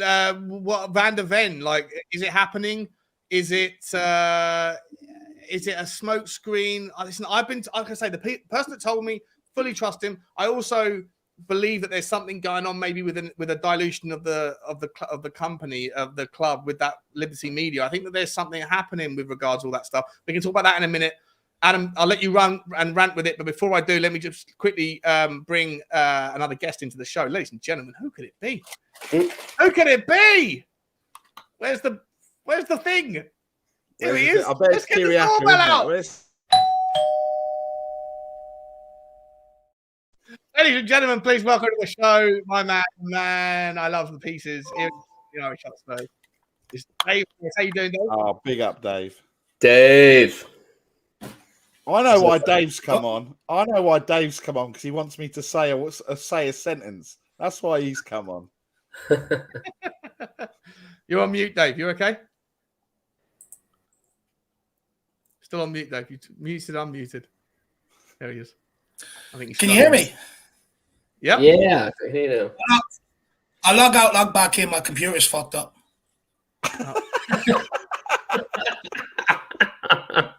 And with that goes the monetization as well. Yeah. Thanks, Dave. Thanks for your contribution to the show. Nice one, Dave. Come back in a second. Adam, where were you, mate? Yeah, Van de Ven, Tapsoba. What is the state of play with regards the centre-back situation? Okay, well, first of all, I don't know if you've seen this or mentioned this, Sean. Forgive me if I missed it, but I'm seeing that David Ornstein has posted that the meeting between Levy and the chap from Bayern Munich didn't have anything to do with Harry Kane whatsoever. There was no conversation. There was no deal put on the table at all. So whatever that meeting was about had nothing to do with Harry Kane. In terms of the centre-backs, I think we're going to get exactly what David Ornstein. Regarding Harry Kane and Bayern Munich. Yeah, there was no actual conversation regarding Harry Kane whatsoever. They met for breakfast. Yeah, and there was no offer for Harry Kane, and nor was any price quoted. Yeah, I'm sorry, David Ornstein. If you think that we were all born yesterday and they just went for a meeting just to have lunch to catch up on the local stock market, then you're very, very mistaken, young maybe man. we're buying Sabitzer. Oh wow! Yeah, maybe or Gravenberch. Yeah. Different deals happening. Well, I'll be okay with that. I don't believe it for a second. Whilst we're waiting for Dave to come back in, let's just for the purposes of the continuity of the conversation, so I can make sure I can put this up as a clip later because I'm learning. The centre backs. Van de Ven, mate, what is going on with Van de Ven? Why isn't he here, or at least why isn't he getting a medical done? Because I know he wasn't going to get on the plane, but like to not have a centre back before pre-season is ludicrous, isn't it? I think we're going to get exactly what we were told we were going to get this time last year. We were told that we're fixing certain positions before, and we'll fix the centre back positions in the summer. We're going to get one goalkeeper and two centre backs, and that's exactly what we're going to be getting. I don't understand why the Clement Longley thing is coming into it. We have Romero, we have Dyer, who we know is going nowhere. So we bring in two new centre backs, and we have four centre backs, and we play with two centre backs. So like, there's absolutely no need for Clement Longley to come back in the picture. We're getting two, and it'll probably be Tapsoba and Van de Ven. Why has it not happened already? God knows. Because this is the thing, we can speculate, but we're not privy to anything that's going on behind the scenes. Maybe it's literally just a case of there's so many different possibilities being bandied about, so we can get the price as low as possible, and that would be typical Tottenham. Do you know what I mean? So like trying to get the figures to be as low as they can possibly be when they've been going up and going down and going up and going down. Liverpool are in, Liverpool are not in. So like the prices are going from 25 to 35 to 45 for Van de Ven and up and down. It's probably just like it is a case of trying to find the right time to hit so that we can get the two of them in at the lowest price we can possibly get them. And that's why even mentioning Clement Longley, I don't think was ever a likelihood to come back to Tottenham. I think the only reason he's mentioned is so that we're making other teams think, well, look, we still have an option. We were okay with Clement Longley. So if you're not willing to play okay. Yeah, we're willing. You're not willing to give us the player that we want for the price that we want. We can always go back to that guy. We were happy enough with him, but I don't think for a second that we ever. And that is Paratici. That is Paratici plate spinning. Exactly. Don, when he's not cooking, when he's not actually at the stove. He's sitting there with the waiters spinning plates, waiting for the food to be poured on, right? Yeah, so you're going to get all these different mentions of all different people that we're potentially interested in, but when you really get down to the people who seem to have their finger on some sort of pulse at the club, it's Tapsoba and Van de Ven both, and I think that's what'll happen because we were told we're getting two. I think that's what we're getting. Sometimes I think Spurs fans overanalyze things to the degree where they refuse to listen to what's been said to them. We were told we were getting certain positions before, and we got them. Even if it wasn't the players you were after, we got them. We were told this summer, what are we getting? Two centre-backs and a goalkeeper. What are we going to get? Two centre-backs and a goalkeeper. So No, I hear that. I definitely think we're going to end up with two centre-backs and Vicario. Yeah, I don't think it'll be three. I just wonder who it is. And if it's not Van de Ven and Tapsoba, then for me, in reality, they're not going to be as exciting as those two. But I take your point, Adam. I think we are going to end up with two, but we'll see which ones they are. Dave, welcome to the show, mate. Is your internet stuff for your computer okay? No, Nope. clearly not. He's still lagging behind. He's miles behind. This could be the blooper edit, Sean. But it's good to see him. You know what I mean? It's good that he's there. It's great to see him. It's great to see him, but he's miles behind. He's literally going to. Let me restart. Smash his computer up. Oh, can you hear me? He's going to. Yeah, I can hear you, bro. But you're so far behind. You're a good 40 seconds behind. What's going And on? you're out of time. Nice to see you. Lovely to see you, Dave. Hilarious. Come back, Dave. Come back. Try one more time for me, Dave, if you can. Nick, I'll come to you, mate. As I've also got to run for a week, so I'm going to ask you to hold the fort with a long-winded answer. Take a leaf out of Shawnee's book. Okay. If it's not Van der Ven, and if it's not Tapsoba, then who should it be? Who could it be?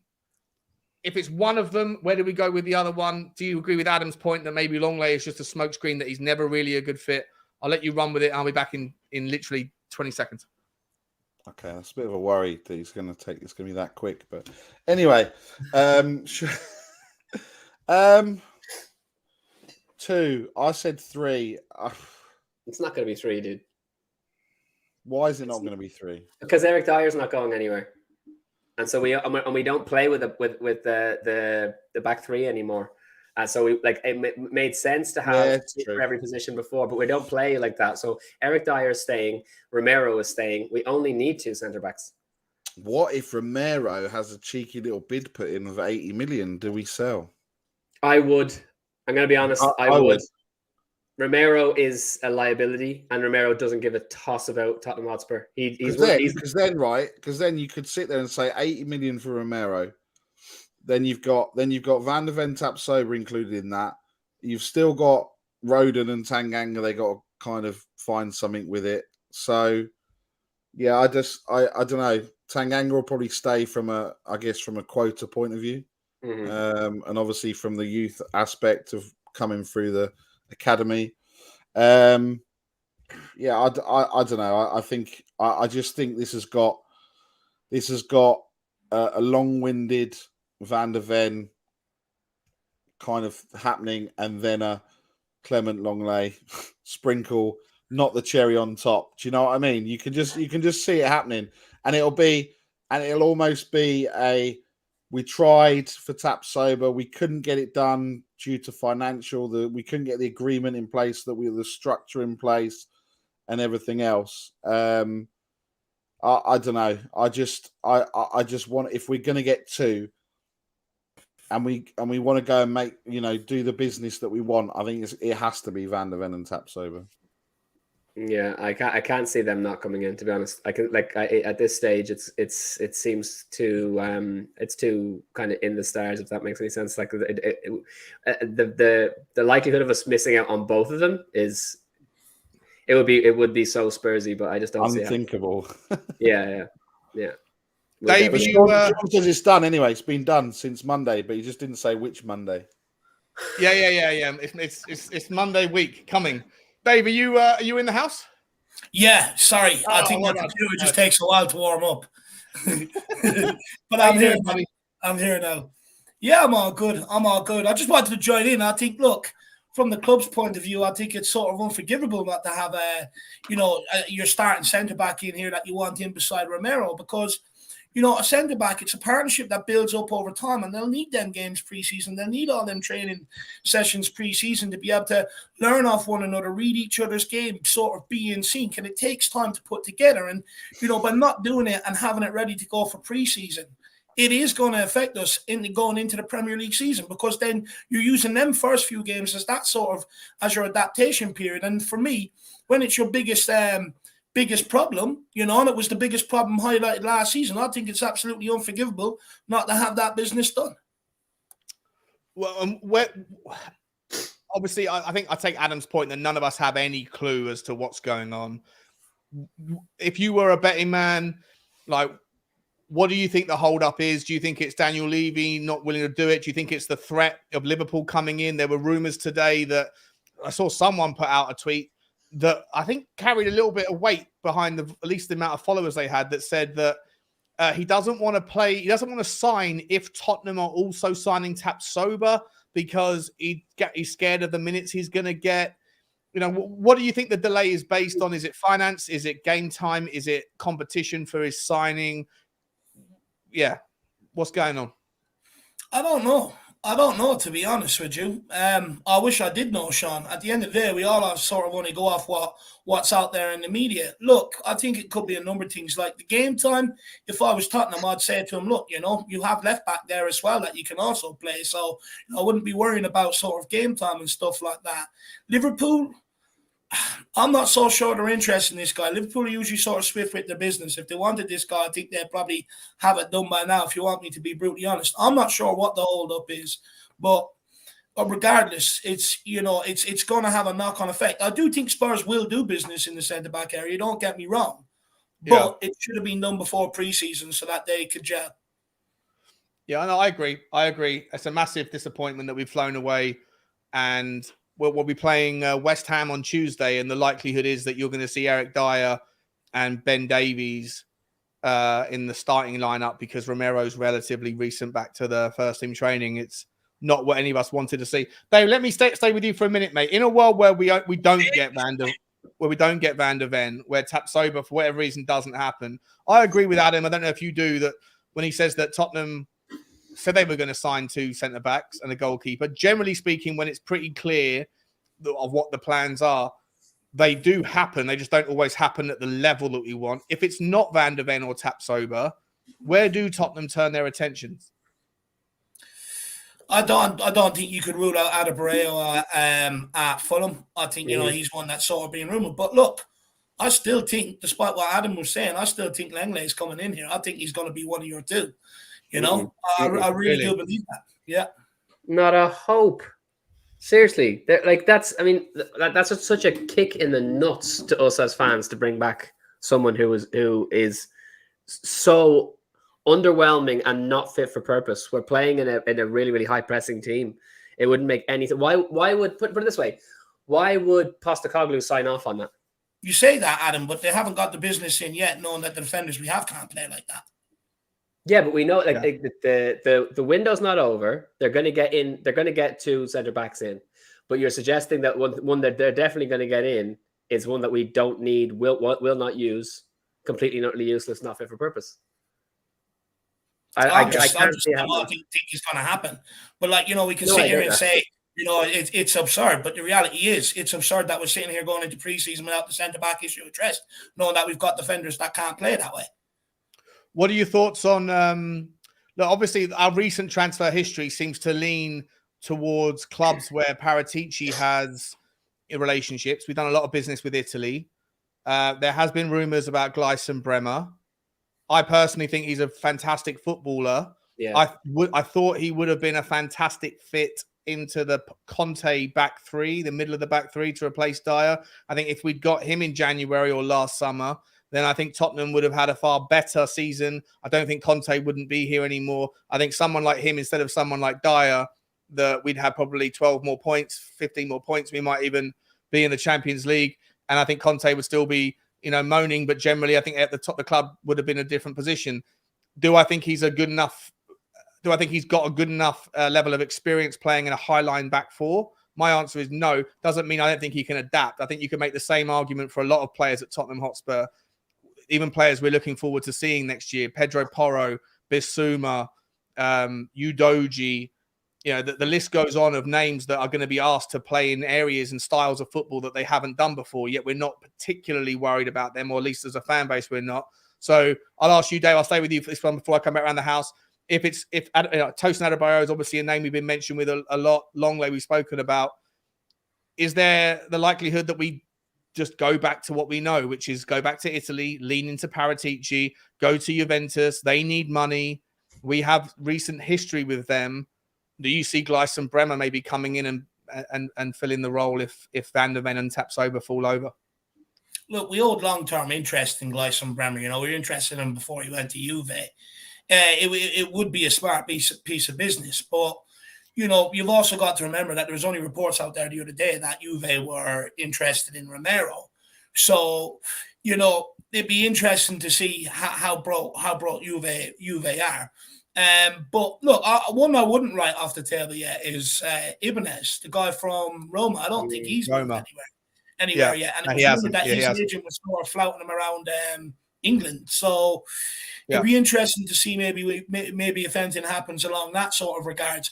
Another thing is what could be holding up our, us getting the players in is also the buying clubs probably trying to get the replacements for them guys as well. We all know that in the transfer window, it does seem to, and especially in the January transfer window, it plays out like that clubs won't let players move until they have that replacement sort of in line. And usually when you see something go in one position, you see it have a snowball effect. And like in centre backs, then you'll see a snowball effect with many centre backs moving around. So that could also be a hold up on the situation. But the reality is it doesn't really matter. We knew we had a certain amount of time to get that business done before pre-season, and we didn't do it. And now we're sitting here sort of, going on pre-season with guys that shouldn't be here, not good enough to be here either. That I don't vision half of them, or at least some of them, being in Ange Postecoglou's system. And, we're sitting here now scraping the barrel sort of around Europe at this moment in time, trying to get in the centre-back in here. And the longer this situation goes on, the bigger a mess it's going to create. Yeah, I agree, mate. Bonucci as well. I think actually that I was literally only chatting to my dad about that earlier on today. Bonucci is entirely an option. Bonucci's 33. I could still see Daniel Levy going for him though. In fairness, like Juventus have told him now 100% he's not involved in their plans. He can't cope with the Premier League. He couldn't have coped with the Premier League pace in about. And he said it as well. He made a point of saying, "I run Premier League now. I can cope with it." Yeah, forget it. I'd be shocked if Bonucci, that name won't be linked. I think Ibanez. I think Ibanez.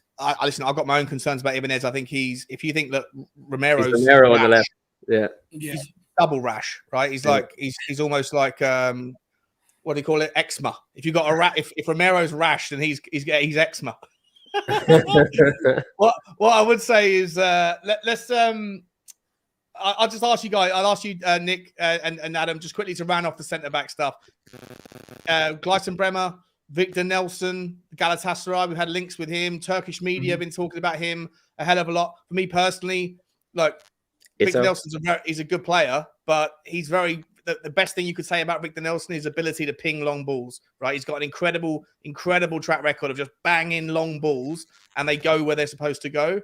But I don't know how relevant that is in a Postecoglou system. So he's got mistakes in him. We've talked about. I mean, there might be a random name that pops up out of nowhere, but Ibanez, Gleison Bremer, Victor Nelson, Tosin, my man Hiroki Ito, Ranj. I'll start with you quickly, and then we'll round off, and then I'll talk about the last topic of the evening, which is Dele Alli. I do want to ask you guys thoughts on this one. Ranj, go on the centre backs. If not those two, the ones I just mentioned. I think it is only those two. I don't think you're going to see anything come out of left field. And like Dave said, Longley, if you're talking about someone that knows the club and knows the players around him, and we're struggling, you could just see it, right? So I don't think there's anyone. I don't think a Bremer's not going to come because his missus doesn't want to leave Italy. I don't think there's. I just don't see any solution really, apart from we've kind of put all our eggs in these three baskets, and I'd be very shocked if something came out of left field that no one, we know that Paratici used to do all these deals, used to have everything spinning, and then he'd pull one of them out of nowhere, like we've seen in the past. So he has cooked in the past. So I know Dave will love hearing me say that kind of to him. So yeah, I'm getting there. We're getting there, Dave. We're not fully there, but we're getting there. So look, I don't think out of those three, I think it's not. Who knows? I would be surprised, and I don't think obviously everyone was talking about just to kind of go back to what, the goalkeeper situation, I don't actually think the Vicario thing was that left field. I think Vicario has a higher ceiling, and actually he was always in the plans. I just don't think they spoke about it as publicly as we've spoken about Van der Ven and Tapsoba. So yeah. Okay. Adam, I'll come to you for the final words on the centre-back spot before we move on. Because quickly, guys, I've got no idea how many likes there are currently on the show, but I can look right now. 192. I haven't asked at all during the stream. There's 540 odd people that are watching. Can you do us a favor? Smash the like button for me and hit the subscribe if you haven't already. Also hit the subscribe on the Irish Hotspur and also on Shelfside Spurs. And follow Wildstag Media on Instagram if you're interested. I'll get all those links up as we get towards the in a moment or two. But yeah, smash the like, please, and hit the subscribe for everyone here if you haven't already. Adam, final words, mate, on the centre-back situation. If it's not these two, let's hope it is. But if it's not, where do we go? And then we can move on. I would definitely be I'd be keen to see Tosin in. I'm quite happy with what I've seen of Tosin, and I think. I just don't see us not getting one of Tapsoba and Van der Ven, to be honest. So I think like if it's one of those and Tosin, I'd be happy enough. But just because we're not bringing any new centre backs to the preseason tour doesn't mean that I'm going to start panicking about the centre backs at this point. Like I still think we've got plenty of time to get things organised for what really matters, which is a good shift in the Premier League and a good cup runs, and there's plenty of time to kind of get the centre backs to bed in, and so I'm not concerned about that as an issue. But if I had to, if you're saying those two are completely off the table, who would I bring in? Tosin for sure, and I'd be happy with an Ito, but probably more as a backup. I'd be Bremer. Definitely Bremer for me. Like I wanted Bremer in for a long time. I definitely think he probably suits a back three better, but it would be. I think Bremer would be another statement. It'd definitely be similar to like a. I think Bremer would warm people's hearts a little bit. Yeah, I think people would get excited about it more sure. so than any others. For sure. All right, guys. Listen, final topic of the evening. Got to give it some airtime. Dele Alli. I don't know where to start with it. I'm not going to start with it. I'm gonna let Dave start with it. Overall takeaway, mate. Look, have you seen? I take it we've all seen the interview, right? Yeah. Massively emotional, massively emotive, massively. I think influential. I think it's going to have a lot of impact on a lot of people's lives. But there's also a massive reaction on Twitter and in YouTube. People now sort of suggesting that you're not allowed to criticize people anymore because, there might be a skeleton hiding in the closet and we don't know. And I don't know how you feel about that. Like, start with the Dele Alli side. And then if you want, Dave, you kind of pivot into the kind of the pendulum swinging the other way on reaction. Would it be a good idea to very, very briefly recap what Dele actually said, just in case there's anybody watching that hasn't even seen? Like, it's probably not likely to be too many, but there may be people out there haven't actually seen the interview. Yeah. Okay. So in a nutshell, he had a chat with Dele with Gary Neville, who I thought did a brilliant job actually as an interviewer. Yeah. He basically said that he'd been in rehab for 7 weeks in America, following all that's gone on with his kind of tribulations and his fall from grace. And he announced that he had an addiction to benzodiazepine, which is sleeping pills, and the party lifestyle that he had resulted in alcoholism and all those sorts of things in various stages. The sleeping pill addiction is actually more common than I think any of us realize, because of the adrenaline of playing high-level football, and then you have to recover, and your body needs sleep to recover, but sometimes you can't come down that quickly. So footballers take sleeping pills, and it's not uncommon, but with an addictive personality, it starts to get out of control. So that's the kind of the most recent part of where he's at. But in that history of, in the kind of rehab process, he started to speak about some of the things that maybe led to his dependency on those things, which was he was trying to kind of suppress the memories or the trauma of his childhood, which was very traumatic. And super emotional to listen to. In a nutshell, and I don't want to kind of just gloss over it, but just for the purposes of time, he said that he was sexually assaulted or abused by a friend of his alcoholic mother when he was 6. When he was 7, he started smoking. When he was 8, he was dealing drugs. When he was 10, he was hung from a bridge by a rival gang member from a rival estate to scare him, an adult. He was then sent to Africa, where his dad lived, for disciplinary treatment. None of that worked. He came home and eventually, through one thing or another, he got adopted into a family that's essentially saved his life, gave him a second chance. And then from there, the stability in his relationship with life and the family allowed him to focus on his football. And then everything went really well. But obviously, then the addiction to diazepam and things kicked in. And he says that he's in a happier place now than he's been for years. And he wants to get his football career back on track.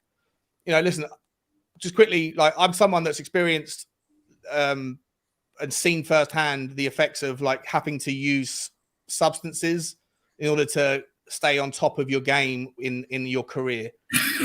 Myself I've been on the receiving end of it, but I've seen countless people also fall foul of it in the financial industry. I've also seen the impact firsthand and many hands of how different managers can take people with talent and either kill their talent or absolutely amplify it. Not every manager is a perfect fit for every talent that they're managing. And I think Dele Alli made the point that one manager, Post-Kane, was absolutely perfect for him, but others that he's come across hasn't. Who? Sorry, what did I say? Pochettino. Sorry, yeah, was the perfect guy for him, but other managers might not have been. And he's on the receiving end, obviously, of the public pressure and the consequences of being in the spotlight. So obviously, the fallout from it has been a massive wave of emotion, of love and support going his direction. Right. But yeah, that's. I don't know if I've taken too long to say that, but that's basically a summary of the thing. Yeah.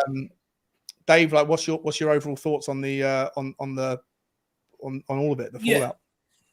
Yeah, look, first of all, I mean, rightly so, all the wave of the love and support that's come out for him. And look, it takes absolute massive cojones to come out and do that in the public eye, right? You know, big respect to the guy. And, you know, it's horrible what he's been through, and I can only imagine. But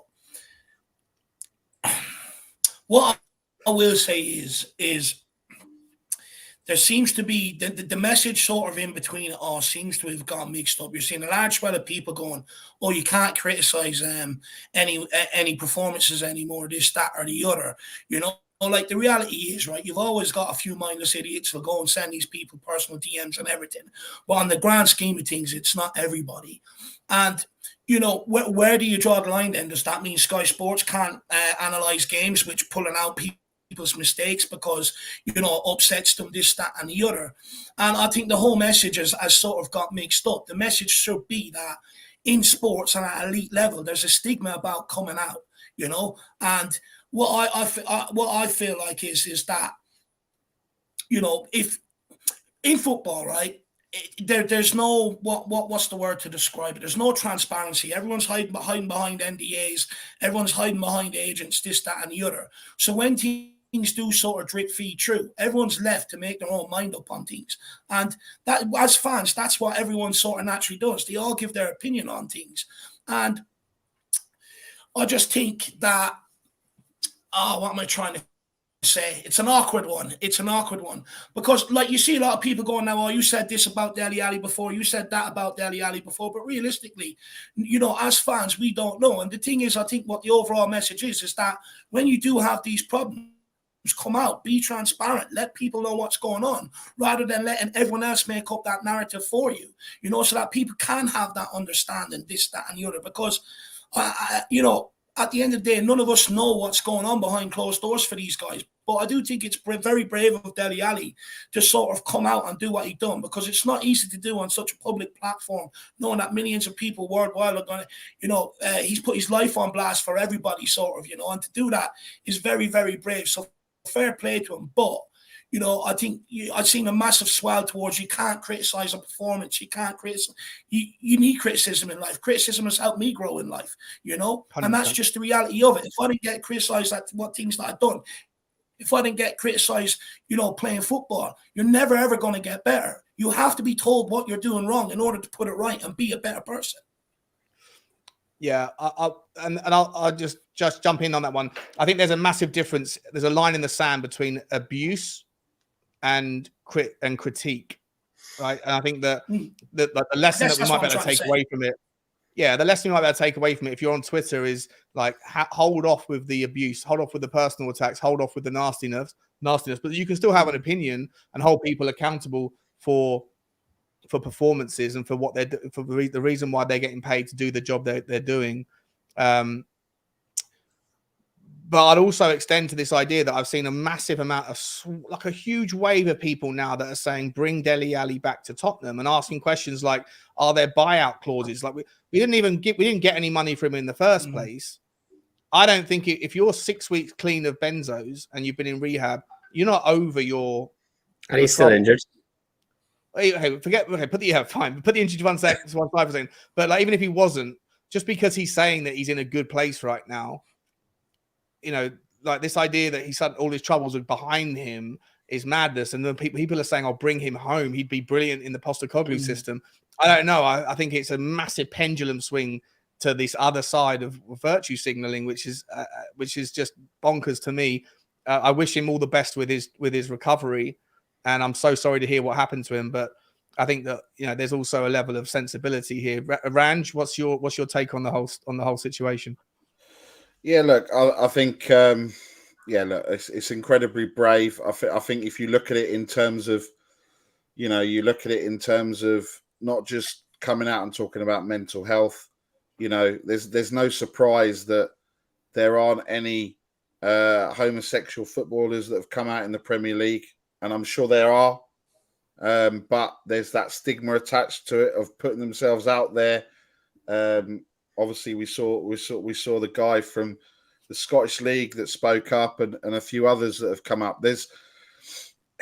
It's that stigma of coming out and talking about it, and then putting even more pressure or putting more on. People should be free to, express themselves and come out and talk about themselves in whatever they do. Look.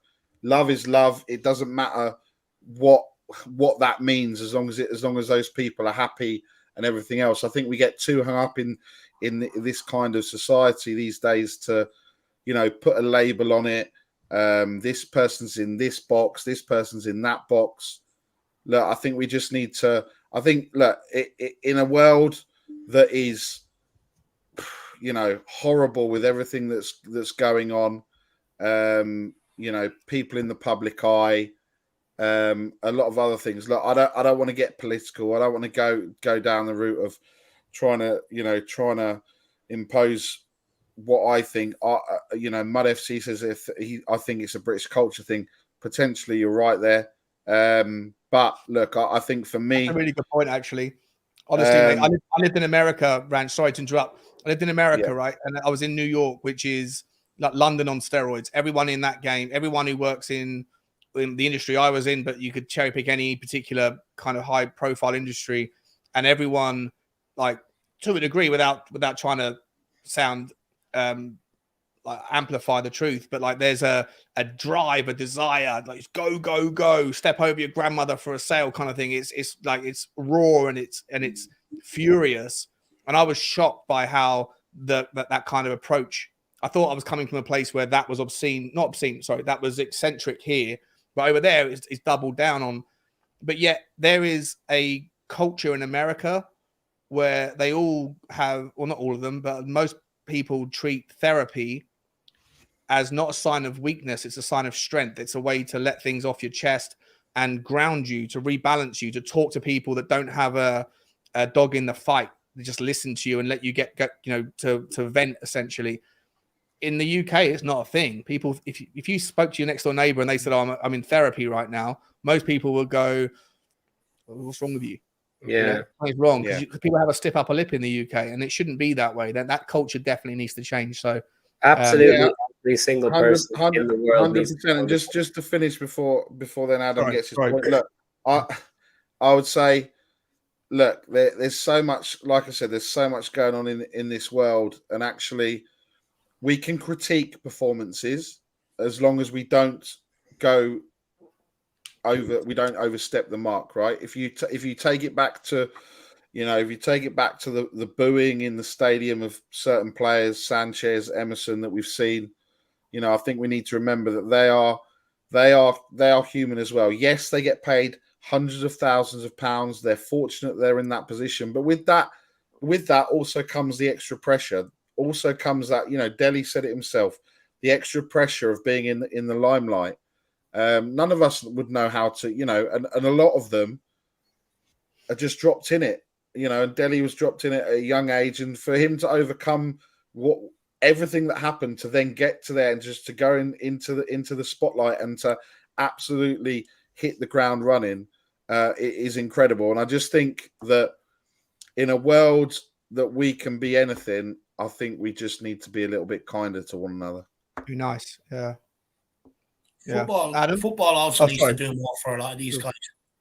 Yeah. Sorry, just quickly, I was going to say, football also needs to do a lot more for a lot of these guys. As people know, I listen to a lot of players that do podcasts about their career and all, and every single one of them said when their career ends, there's no sort of, all the support sort of stops. But also, they all say that there's no real help around dealing with, the mental side of things, dealing with your problems at home, this, that, and the other. And it just goes to show that I think football also needs to get with the times and put this sort of stuff in place for a lot of these guys as well, because you're seeing a lot of footballers, getting a lot, very, very early on. And we've all been young once. If you have a lot of money to spend, you're going to end up buying stupid things, pissing it up the wall. And then when you're later on in life, all of a sudden you're like, oh shit, where's it all gone? This, that, and the other. And so there needs to be more people that can help these guys, invest their money, this, that, or the other. And also help them if they do that, have any sort of mental issues or stuff like that, that they have the right people to go to and the right people to be able to speak to and help them and this, that, and the other. And football needs to be doing more. There's a lot of money in football right now that, all this sort of stuff should actually be basic as player welfare right now. Couldn't agree more, mate. Just before I hand over to Adam, I'll summarize with this, right? Like, I've lived in 4 different countries in my life.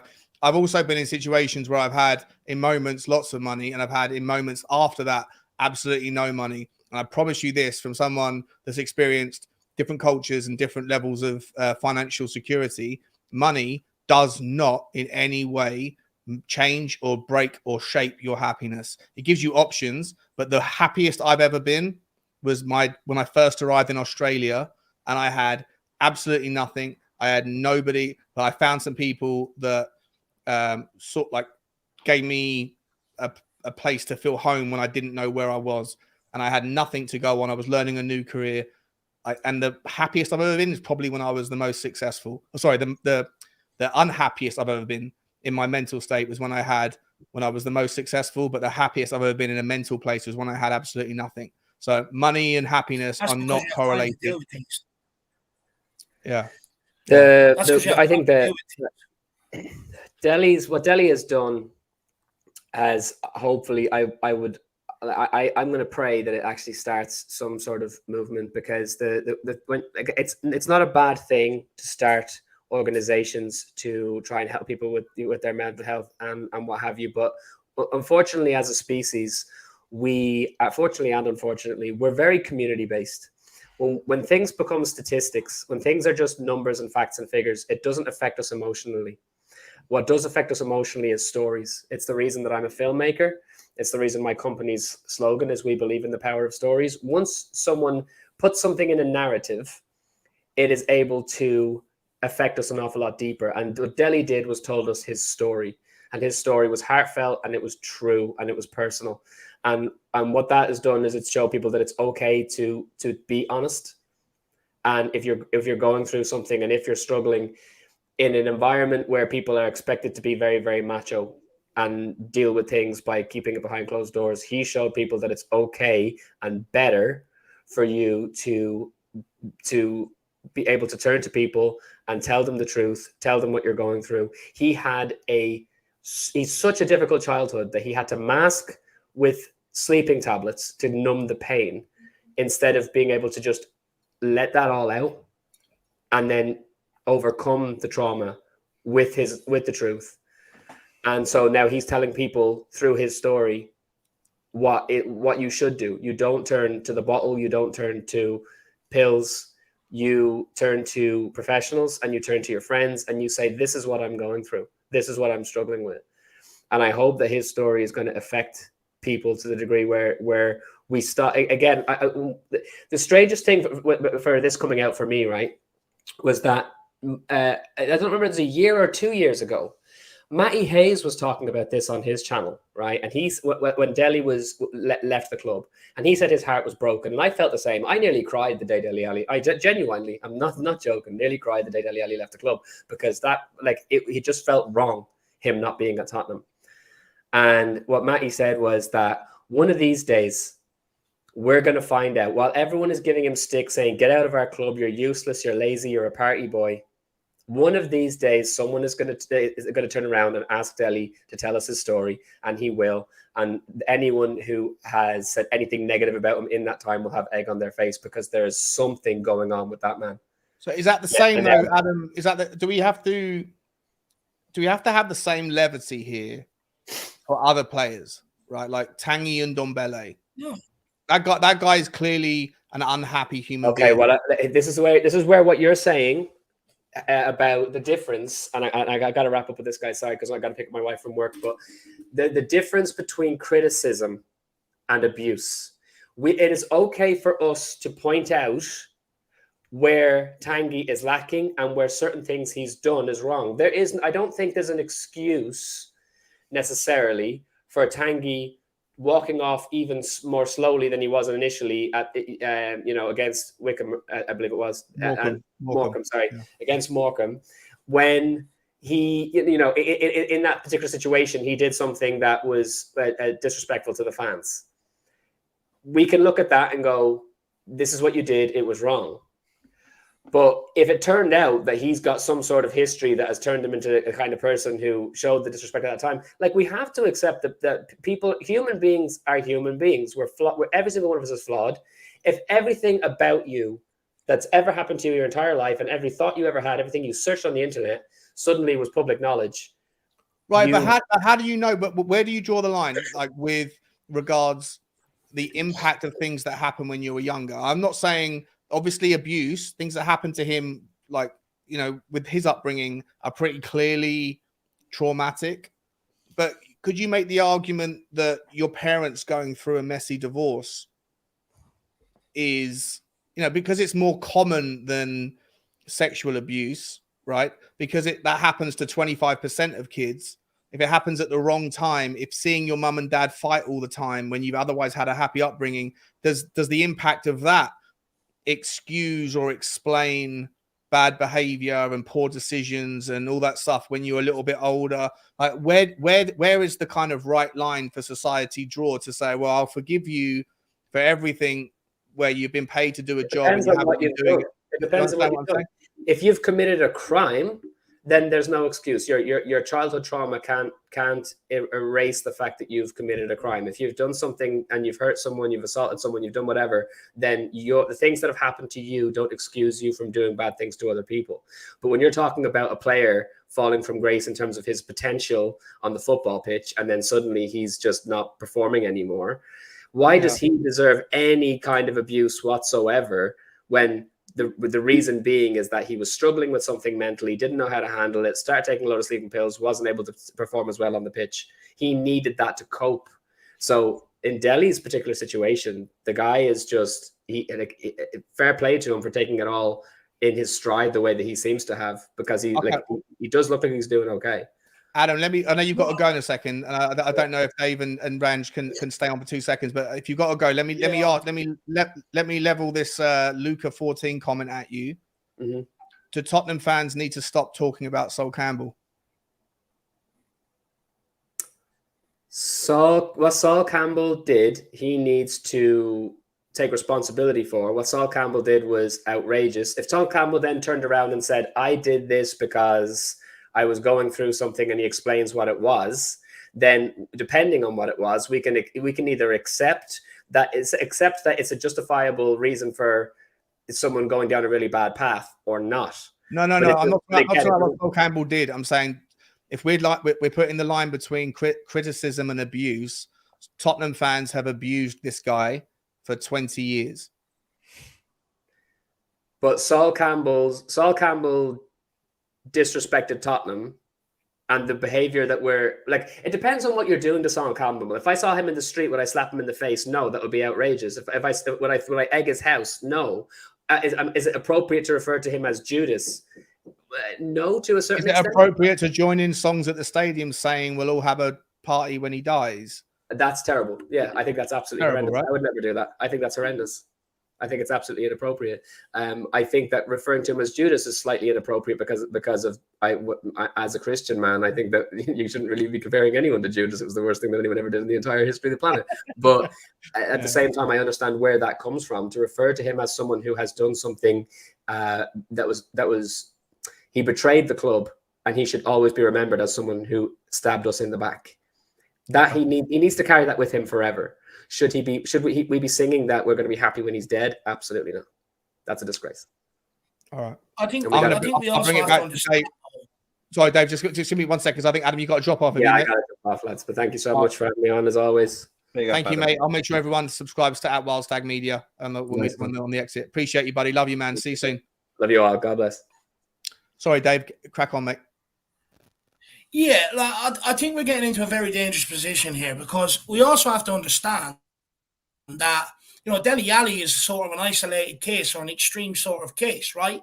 There are footballers out there who just don't give a toss about football, who just want to go out and party. There are people out there, that just don't give it their all, that just don't have the motivation and stuff like that. And you can't just, let them go by without performing, for years gone by, and just put it down to something and just forgive them and everything else. At the end of the day, I'm sorry, but if you're not performing at a football club for quite some time, regardless of what's going on, you get shipped on. We're talking about elite level sports here, and at elite level sports, it's performance based. So you get paid to perform. And if you're not performing, how long do you let that go on for?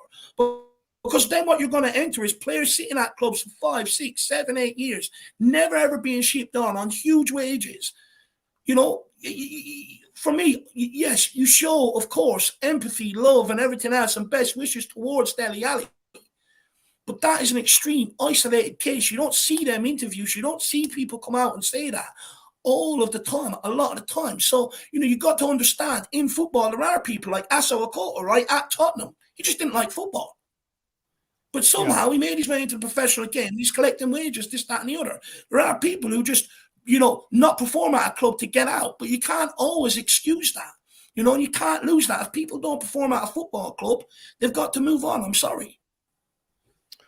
It's a tricky one, mate. I really appreciate Adam and yourself and you, Nick, as well, for jumping in on this, because it's a very emotive topic right now, and we're all at risk of saying something that might offend certain areas of the fan base, because everyone's quite on edge, I guess, a little bit about it today. But Nick, I agree with you, Dave, mate. I think that I wouldn't just pin it down to elite sports. I think in my world, like if I've got clients, right? I was put on the cancer pathway 6 weeks ago, right? I could sit there and feel sorry for myself, but my clients are still going to keep calling me, asking me how their campaigns are going, and the bills are going to keep coming. At some point, you have to just respect the reality of the contract, the social contract that you have entered into, and figure it out. And if you can't figure it out, then you take a step back, you suspend, or in my world, I'd have to tell my clients, I'm sorry, I can't help you right now. I'm dealing with some other things.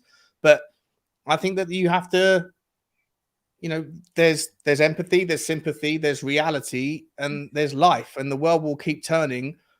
Whatever happens after we're all gone, the world will keep spinning, right? So unfortunately, like in my opinion, whilst I have massive respect for what he's done, people that are saying we should bring him home and can we re-sign him? I mean, to me, it's absolute madness. I think the guy, if anything, and I'll let Ranj come in, and then I've got one final posit to make about the Sean Dyche situation.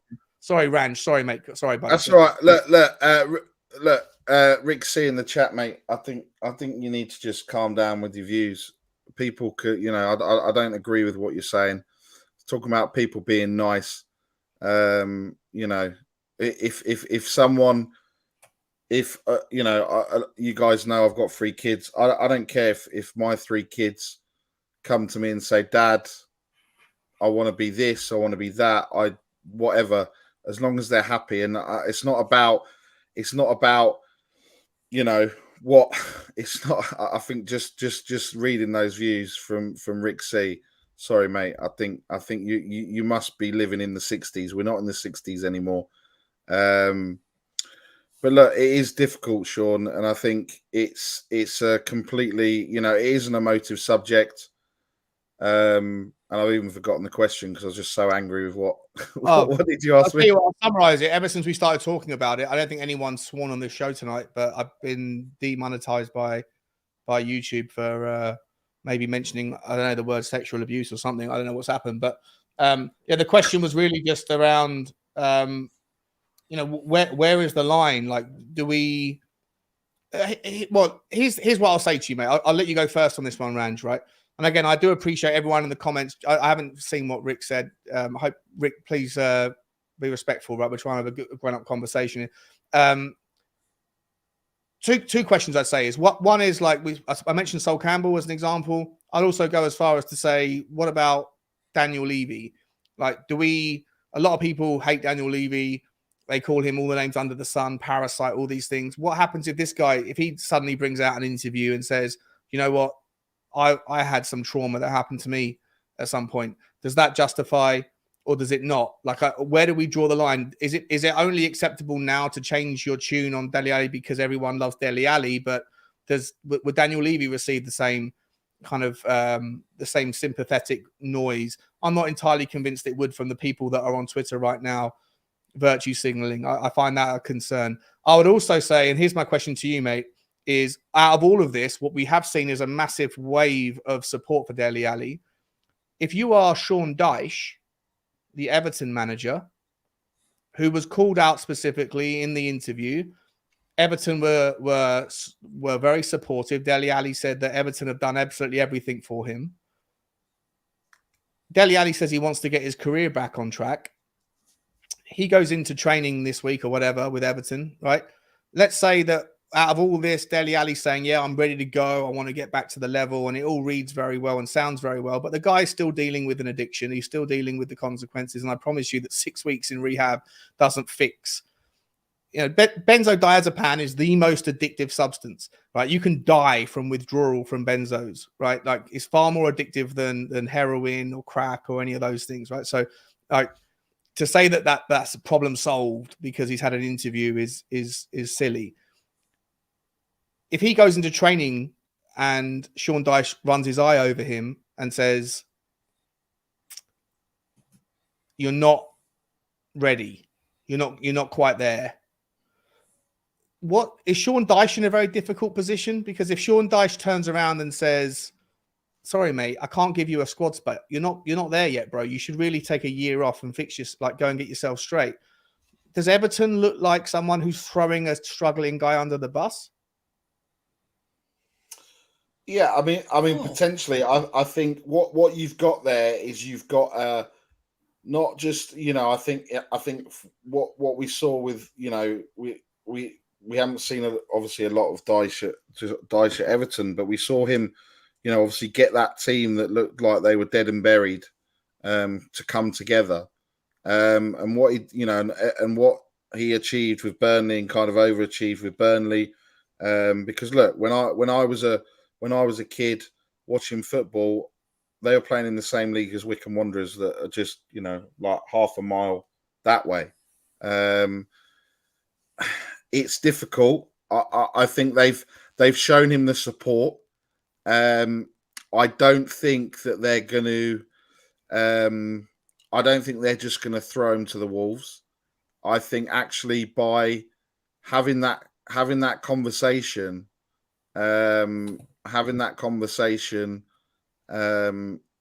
and seeing where they go, I think they'll make the right decision, right? I don't think Everton are just going to make a wrong decision. But look, I just kind of go back to it. It's different. He's come out. He wants to do the right thing. He wouldn't have spoken about it or felt like he could speak about it if he wasn't in the place where he realizes, there's also, when you're talking about issues as well, the hardest person to admit that there's a problem is to yourself, like he said. And I think that it's going to be very difficult, for them to see where they go. But I think they will.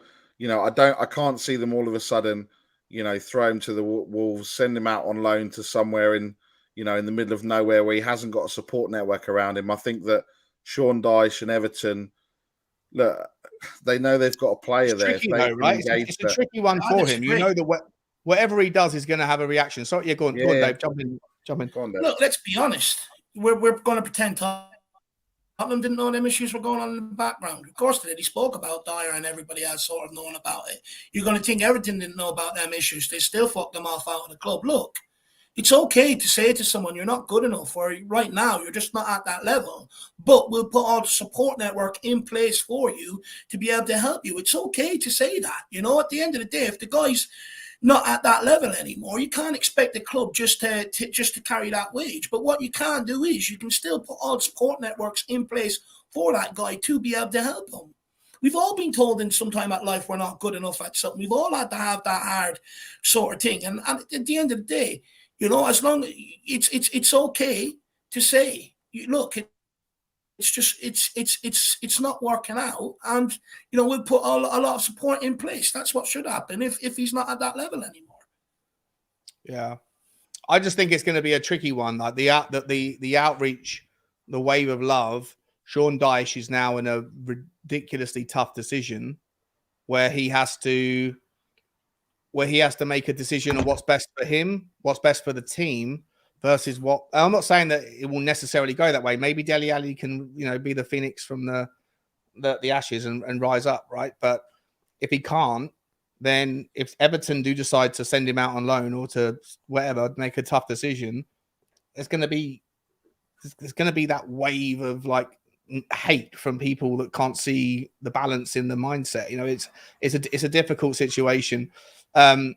Lads, I really do appreciate you guys being able to chat, have this. Is a difficult conversation. I didn't really want to bring it up, but I only wanted to go for an hour tonight. But when Dave popped on, I thought we would go a little bit longer. And listen, frankly, Tottenham with a super chat, mate. I want to apologise to you, bro, because you wanted to come on. I didn't think we were going to be going more than an hour anyway, so I said, hold off, come on next time. I do apologise, mate. It wasn't an intentional thing. Send me the message on Twitter, and I'll get your number, and I'll definitely get you on for the fan thing that's coming up this weekend. The last super chat from you is saying, you YouTubers, Sean and Dave and the rest, think about using Rumble as well as YouTube. Rumble pretty much lets you have your freedom of speech. Yeah, I mean, listen, dude, I'm very aware of Rumble. I know that I watch a lot of people that have to pivot. I start on YouTube and then have to go to Rumble. So I'm familiar with Rumble, but generally speaking, Tottenham isn't really going to... when we're talking Tottenham, it doesn't usually come in the political side. But it's interesting that I did get demonetized the second that we started talking about Dele Alli. So whatever. It is what it is. Guys, absolutely love everyone in the comments for stopping by. It's still 450 of you watching, even though it's midnight. It's absolutely amazing. It's been over 500 for the majority. It was only supposed to be a pop-up show. Really appreciate it. I'll start with you, Dave. I'm going to be on your... I don't know when yet, but you haven't told me when. But tomorrow I'm coming on yours. What else is happening on the Irish Hotspur? Let me get your link up. Ben, are you still watching, mate? I don't know, Ben. You've been amazing. I think you're my solo. I'll get it up. If you can't, Ben, if you're still watching, get it up. But Ben, thank you for also shepherding the admin side of the comments. I didn't see what that guy said, but if he was disrespectful, then appreciate you handling it. Dave, what's happening on the Irish Hotspur, mate? Yeah, we'll do a stream tomorrow once we sort of get the list of players that will be going, that won't be going, and then we'll be doing a bit of a live stream sort of having a discussion on that at some stage.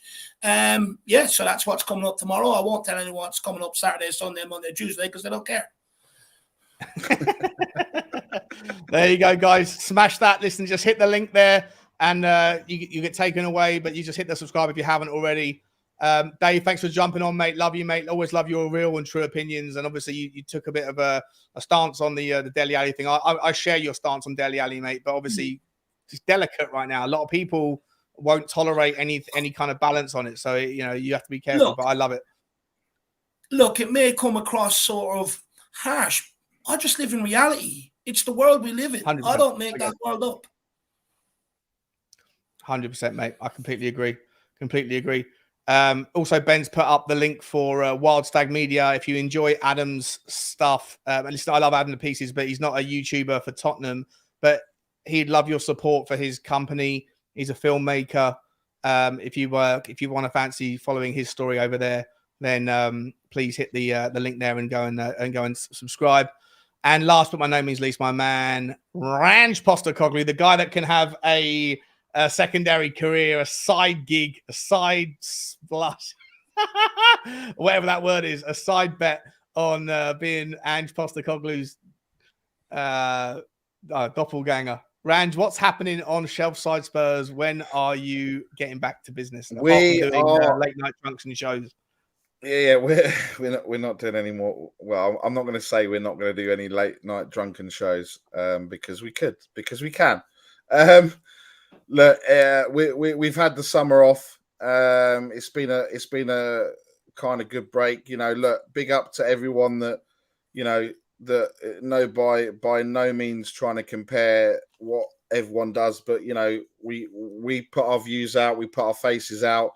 We flip-flop, we put ourselves in the mud, we put other people in the mud. But ultimately, this is, you know, there's a lot of work that goes behind the scenes. And, you know, it's not just a case of, just jumping on and doing it. There's a lot of work that goes behind the scenes. And, you know, especially for these two big hitters at the top here, I feel privileged to be in the company of these wonderful people. But look, we're back on the 17th of August. We talk a little bit about football. We want people to come and have fun. We don't take ourselves too seriously. Probably the only time you see me being serious is when I'm doing the watch along on We Are Tottenham TV. So yeah, you can find me. You find me at Shelfside Spurs with Rez, and we're there Thursday night 7:30, and we'd love you all to come over and see the madness and all the chaos that we kind of create. So just have a bit of fun in this world where, you know, there's a lot going on, and we just, you know, obviously Dave, Sean, all these superstars of YouTube, of the Spurs community, they know their stuff. I don't claim to know it. I just want to have a bit of fun. So no, I claim to know it. I claim to know what's going on, and then I get absolutely mudded. Like I said, we put ourselves in the mud. Within little time to no time at all, I get absolutely mudded. Yeah, it is what it is. Vange, thanks so much. Nick, thanks so much. Adam, thank you to you, mate. I know you've probably gone and picked up your missus. Dave, love you to pieces. Guys in the comments, thank you all so much for stopping by. It's late. Go to bed. Go get some shut-eye. I'll see you over the weekend. I want to say massive thank you to Sean Patterson. I haven't seen your name before, bro, so really appreciate you stopping by and the support for the channel. And frankly, mate, for the two donations, reach out to me, mate. We'll figure it out for next week. And loves music and Lewis as well. And to everyone that's contributed tonight, really appreciate it. It's been a cool conversation, I hope. And listen, we haven't got our centre backs yet, but we will keep talking about it until we do. Tomorrow afternoon, Sean. Tomorrow afternoon, we're going to get a Here We Go for Van der Ven. I really hope so, mate. I really, really hope so. Guys, like the video on the way out, hit the subscribe if you haven't already, and also join the subscribes with other people in the chat here. Love you guys. See you soon. As always, come on, you Spurs.